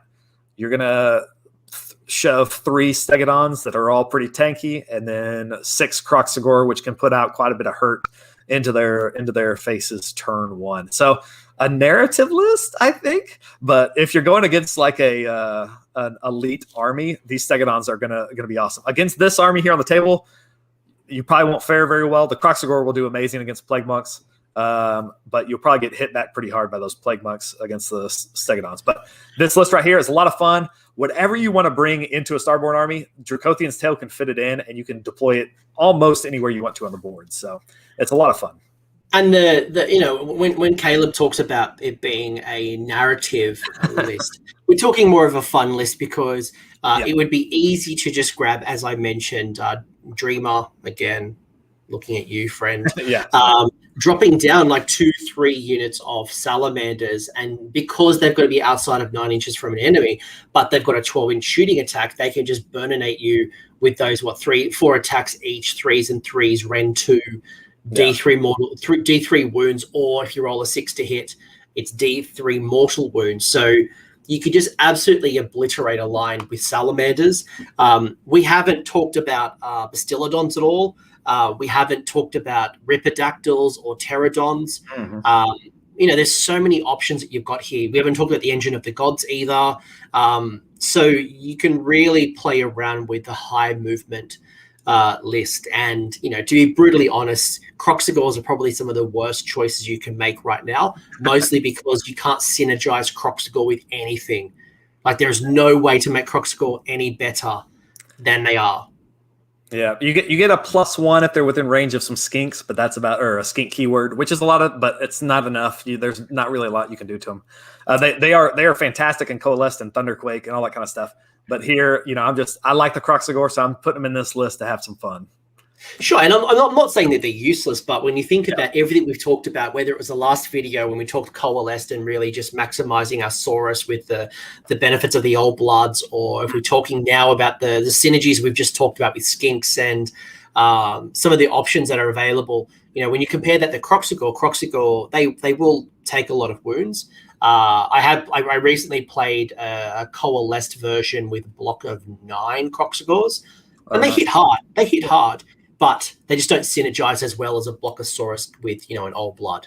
And this battalion, the Thunderquake Star Host, that is your Engine of the Gods or a Stegodon with a Skink Chief, the unit of Kroxigor, a hunting pack, which would be a unit of Salamanders, and then 2 Bastillodons or Stegodons in any combination. So if you didn't want the Steggies and you wanted Bastillodons, or if you wanted the hunting pack of Salamanders, or what's the other ones? The Razordons. Instead of the Kroxigors, you could always build around that and have a similar feel. Again, season for taste, do what you want to do. And in your hero phase, you would heal 1 wound allocated to each of the units in the battalion. Or if they're within 18 of the friendly Slann, they would heal D3. So a nice way to keep up those big beasties. Yeah. It wouldn't heal back any of your skinks that died from the salamanders, but it would be a way to heal these multi-wound models. Yeah. This and Dracothian's Tail is pretty flexible. You can put a lot of stuff in it. I've seen some pretty crazy lists that have 2 slons in it that you can put stuff all around the board on. And so if you dig deep into Dracothian's Tale, if you don't want to play Fangs, but you have a lot of the stuff that goes in Starborne, there is some deep stuff that you can do in Dracothian's Tale with deployment shenanigan type stuff, to where I'm pulling stuff out of the sky, putting it forward on the board. You do want to try to minimize, if you're trying to make those charges, you want to look for ways to increase that charge range, which we have access to. But a lot of it's kind of placing things on the board in different places. So maybe a rapid fire kind of way to finish the show. Again, being conscious of time and how detailed we've been, especially with our first list, the Fangs of Sotek list. There's a whole bunch of things. Like, this is quite a robust battle tome. You've got a lot of options that we haven't spoken about. I'd love your thoughts on maybe some of the options that we haven't spoken about yet. I did mention earlier the Engine of the Gods. We haven't really spoken about Bastillodons. We haven't spoken about our flying units, whether it's the Ripidactyls or the Pterodons. There are some other things that we haven't really spoken about, the Razordons. What's your thoughts on some of the other units that you haven't chosen in Starborne? I love the Pterodons in Starborne, especially Fangs of Sotek. You can have a really, really fun list, but also really good, in that these guys are just tearing across the board in Fangs of Sotek. They're already fast. They are, the definition of a glass cannon, though. They only have a 6-up save. Once they have an ability that when you move over something, they can drop rocks, which does D3 mortals. And there is a roll associated with it. You can make it better with a hero. But you can do a ton of mortals that way in high movement. So if you really like playing the movement game where you're moving all over the board, doing some mortals here, doing some mortals there, Pterodons can be a lot of fun. Ripidactyls, unfortunately, I think they don't really have a place anymore. What changed? Because a lot of my experience against Seraphon, I've played against big blocks of Ripidactyls, and I remember there's a podcaster, Dan. He runs Priority Roll. He got a nickname of Pterodan because he started introducing Pterodons before this book, but he started using Pterodons when no one was using Pterodons. It was only about Rippers, putting the bloat toad down, buffing them up. You didn't have to be outside of 9 inches. You could literally deploy within 3, I think it was, or just outside of 3. Yep. What's changed that's made Ripidactyls less attractive between battle tomes? Is it the fact that you've now got to drop outside of 9, or is there something else? No, it's not even that. They're slower for some reason than Pterodons. They do way less damage. They used to have an ability that when they would hit, it would explode into extra attacks, and you could re-roll your hits to make sure they all exploded. And so I would usually drop a unit of 6, and I would force you to make 50 saves. No rend, but 50 saves off that unit of 6. Now they do have a reroll, but they don't explode. They don't have as many attacks anymore, and so they hit like a napkin. I mean, they do no damage now. And they used to have a battalion where you could just put them in reserve, which is what made them so special. You'd have like a big block of 6 to 12 Ripidactyls, put the bloat toad down, they'd hit the backfield or a weak point, and then they would ignore the outside of 9 rule at the time. They still have a battalion that lets them deep strike, but it's 9 inches now. That 3 inches was incredibly good, because I mean, it's almost impossible to screen out for 3 inches on the entire board. And so it's 9 inches now. You can find some ways around that if you really work hard, like cogs and the +1 to charge, but they're just not worth it. Pterodactyls are just so much better, and you don't need a battalion to get Pterodactyls in turn 1. So they're so fast that they can get across the board. So you're spending a lot of points already on some of your key synergies. So then put down Ripidactyls to have potentially a hero there that's going to support them, and a battalion. It's a very high cost, and they're points that aren't going into Skinks, into your Saurus Guard, into something else in your army. They can be run as like a MSU type of, I need something that can fly, can go pretty fast to score objectives later on.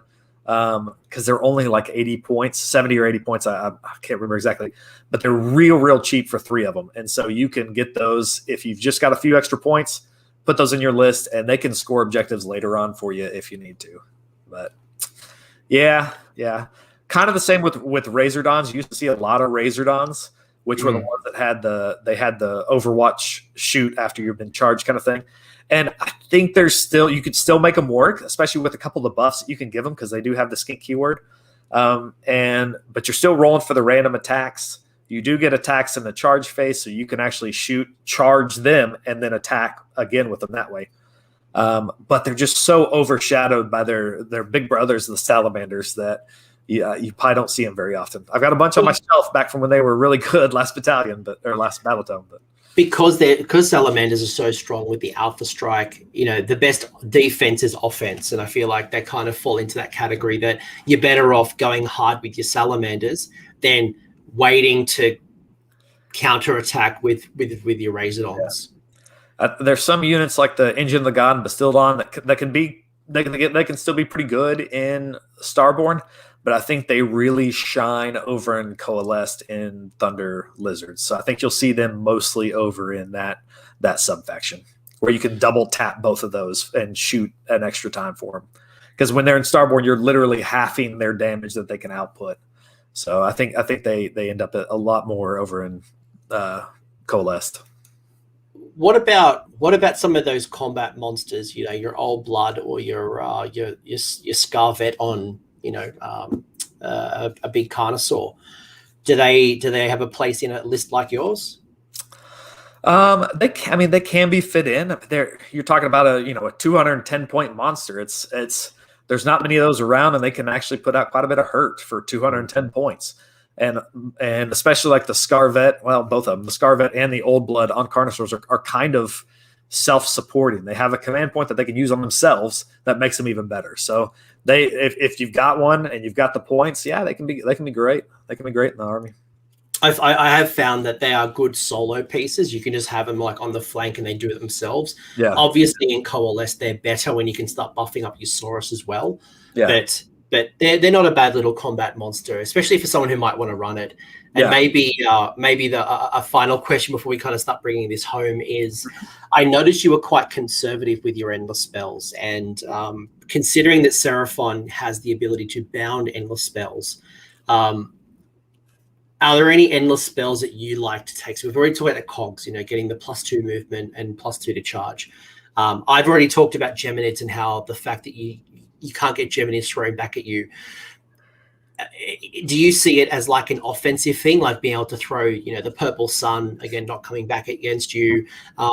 I think the Burning Head is a sleeper for most armies, and in Seraphon it's a no-brainer because you can't burninate yourself back, and you get to reroll once to hit within 9. There's some that are incredible. Geminids, bound Geminids is amazing. Bound Purple Sun is one of my favorites. It'll usually take a turn or two to get there, but once it does, it will harass the army the rest of the game unless they get. And it's a hard one to unbind because you have to roll a 9 to unbind it, and so that thing will usually terrorize people. Great against high save elite armies where you're just going to say, "I'm going to remove units from or models from that unit." Other ones that are great, Burning Head, like you said, I love that one. Burning Head, I like that one a lot. But there's some that I actually play just for the defensive capability, like Gnashing Jaws. It's cheap. It's probably not going to do a lot of damage, but what it is going to do is it's going to take up a lot of space. And the same with the Gravetide. It's super cheap. It is a humongous endless spell. And so you put that thing on the board and just start moving it. I want to block this area. You're not going to get here. If you get close, I'm going to drag it over you and do D3 mortals. So there's some of those. If you've got, that 30 to 40 points left at the end of your list, look at those bound endless spells. They are great. If you've got 20 points, I actually really like the Miasmic Maelstrom, because what that does, it's kind of a weird one. It's only 20 points for the bound version. And you can get it over onto the other side of the board turn 1. And what it does is it gives you an extra unbind to every one of your enemy's spells. And what it does, I mean, it just gives you an extra unbind. So you try to unbind it with Croak, you fail, then you get another unbind with this. And it powers up every time you unbind something, and then it explodes. So it's a pretty cool little one. It's very cheap. I find myself a lot with 20 points left over with nothing to do with it. I slot that right in. Love it. I love it. A couple of quick ones. Seraphon has the ally pool of Stormcast and Sylvaneth. Do you find any particular units are maybe worth bringing in, or you just don't have the points? If you're looking for one, you might. Celestant Prime isn't a bad choice, especially if you're looking in some place that doesn't have teleports, or you want something else to teleport into range, because he starts off the board. He's 300 points. He's very cheap. He starts off the board, and then he comes in. He's going to be coming in turn 3 usually, and he's going to hit like a Mack truck when he does. And so it provides a really nice late game piece.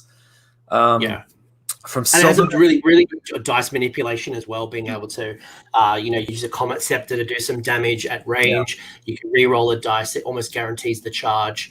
I actually, funnily enough, when we talked about Ripidactyls and spending points on the Ripidactyls plus the Battalion and maybe the hero to make it consistent, you're probably better off bringing in a Prime. Like for the same points, you're probably going to spend similar points. Yeah. You'll just get so much more value with Prime time.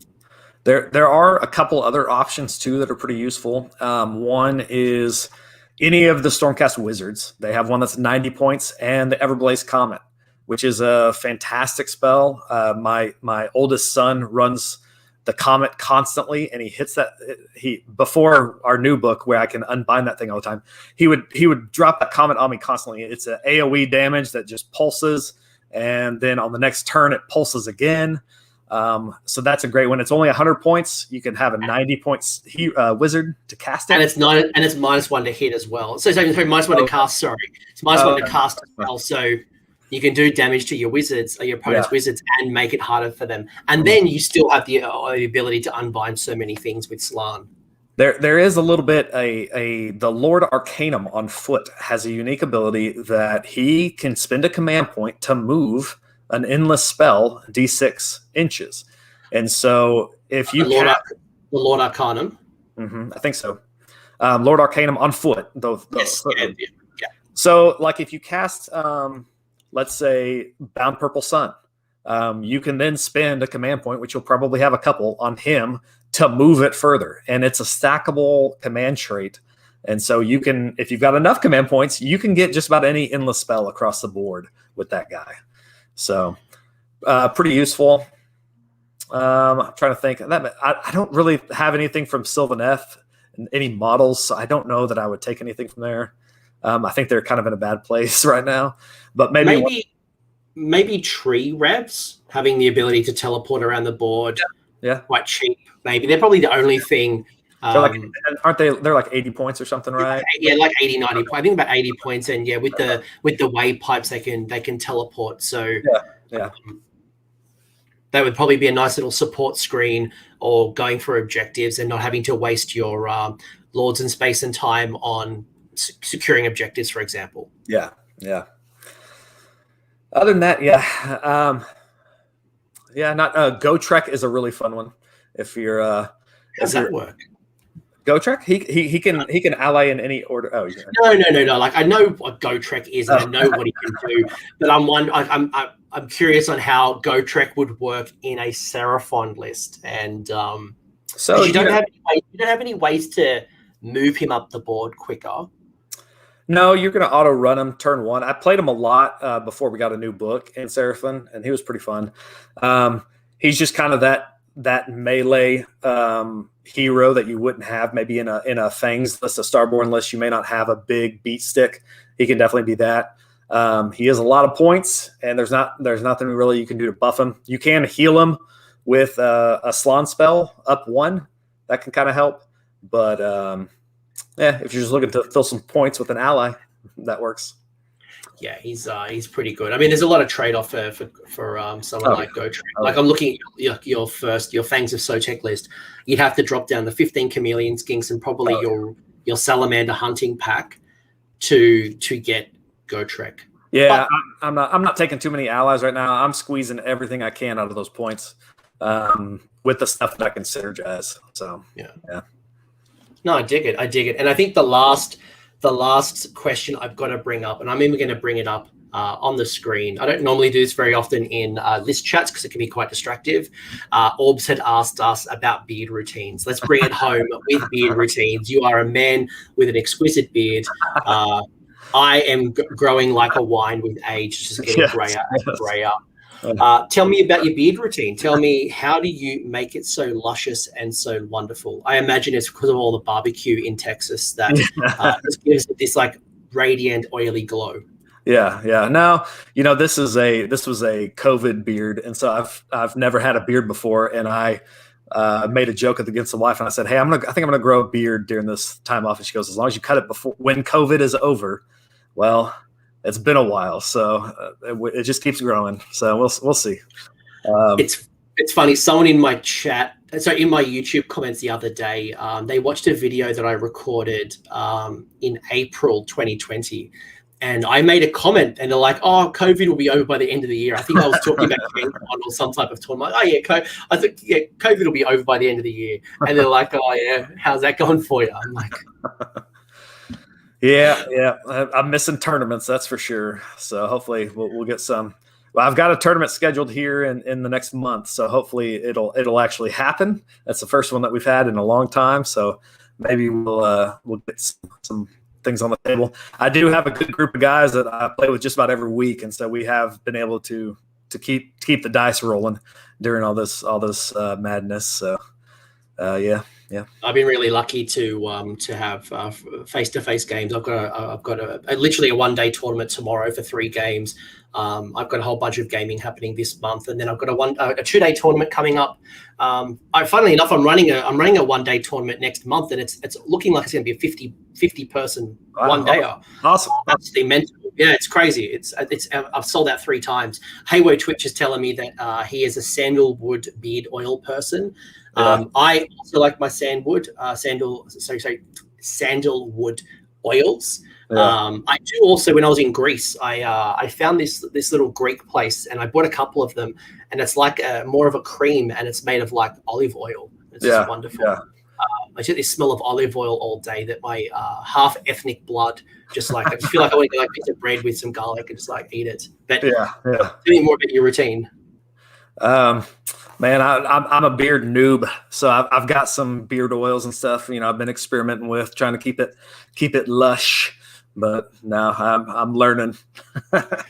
My secret for you, Caleb, is that I now have a beard straightener. So it's like a little hairbrush that has like a little heating element. Oh, nice. Makes it straight. So that's my gift back to you for such wonderful content around Seraphon. Yes. Awesome. Do you want to give any shout outs, anything you want to mention? Clearly, again, Caleb is a Seraphon extraordinaire.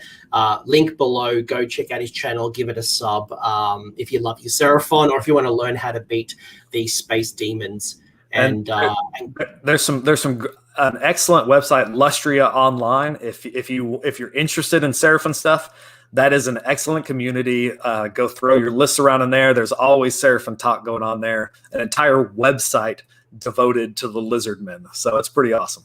I'd definitely check them out if you're interested.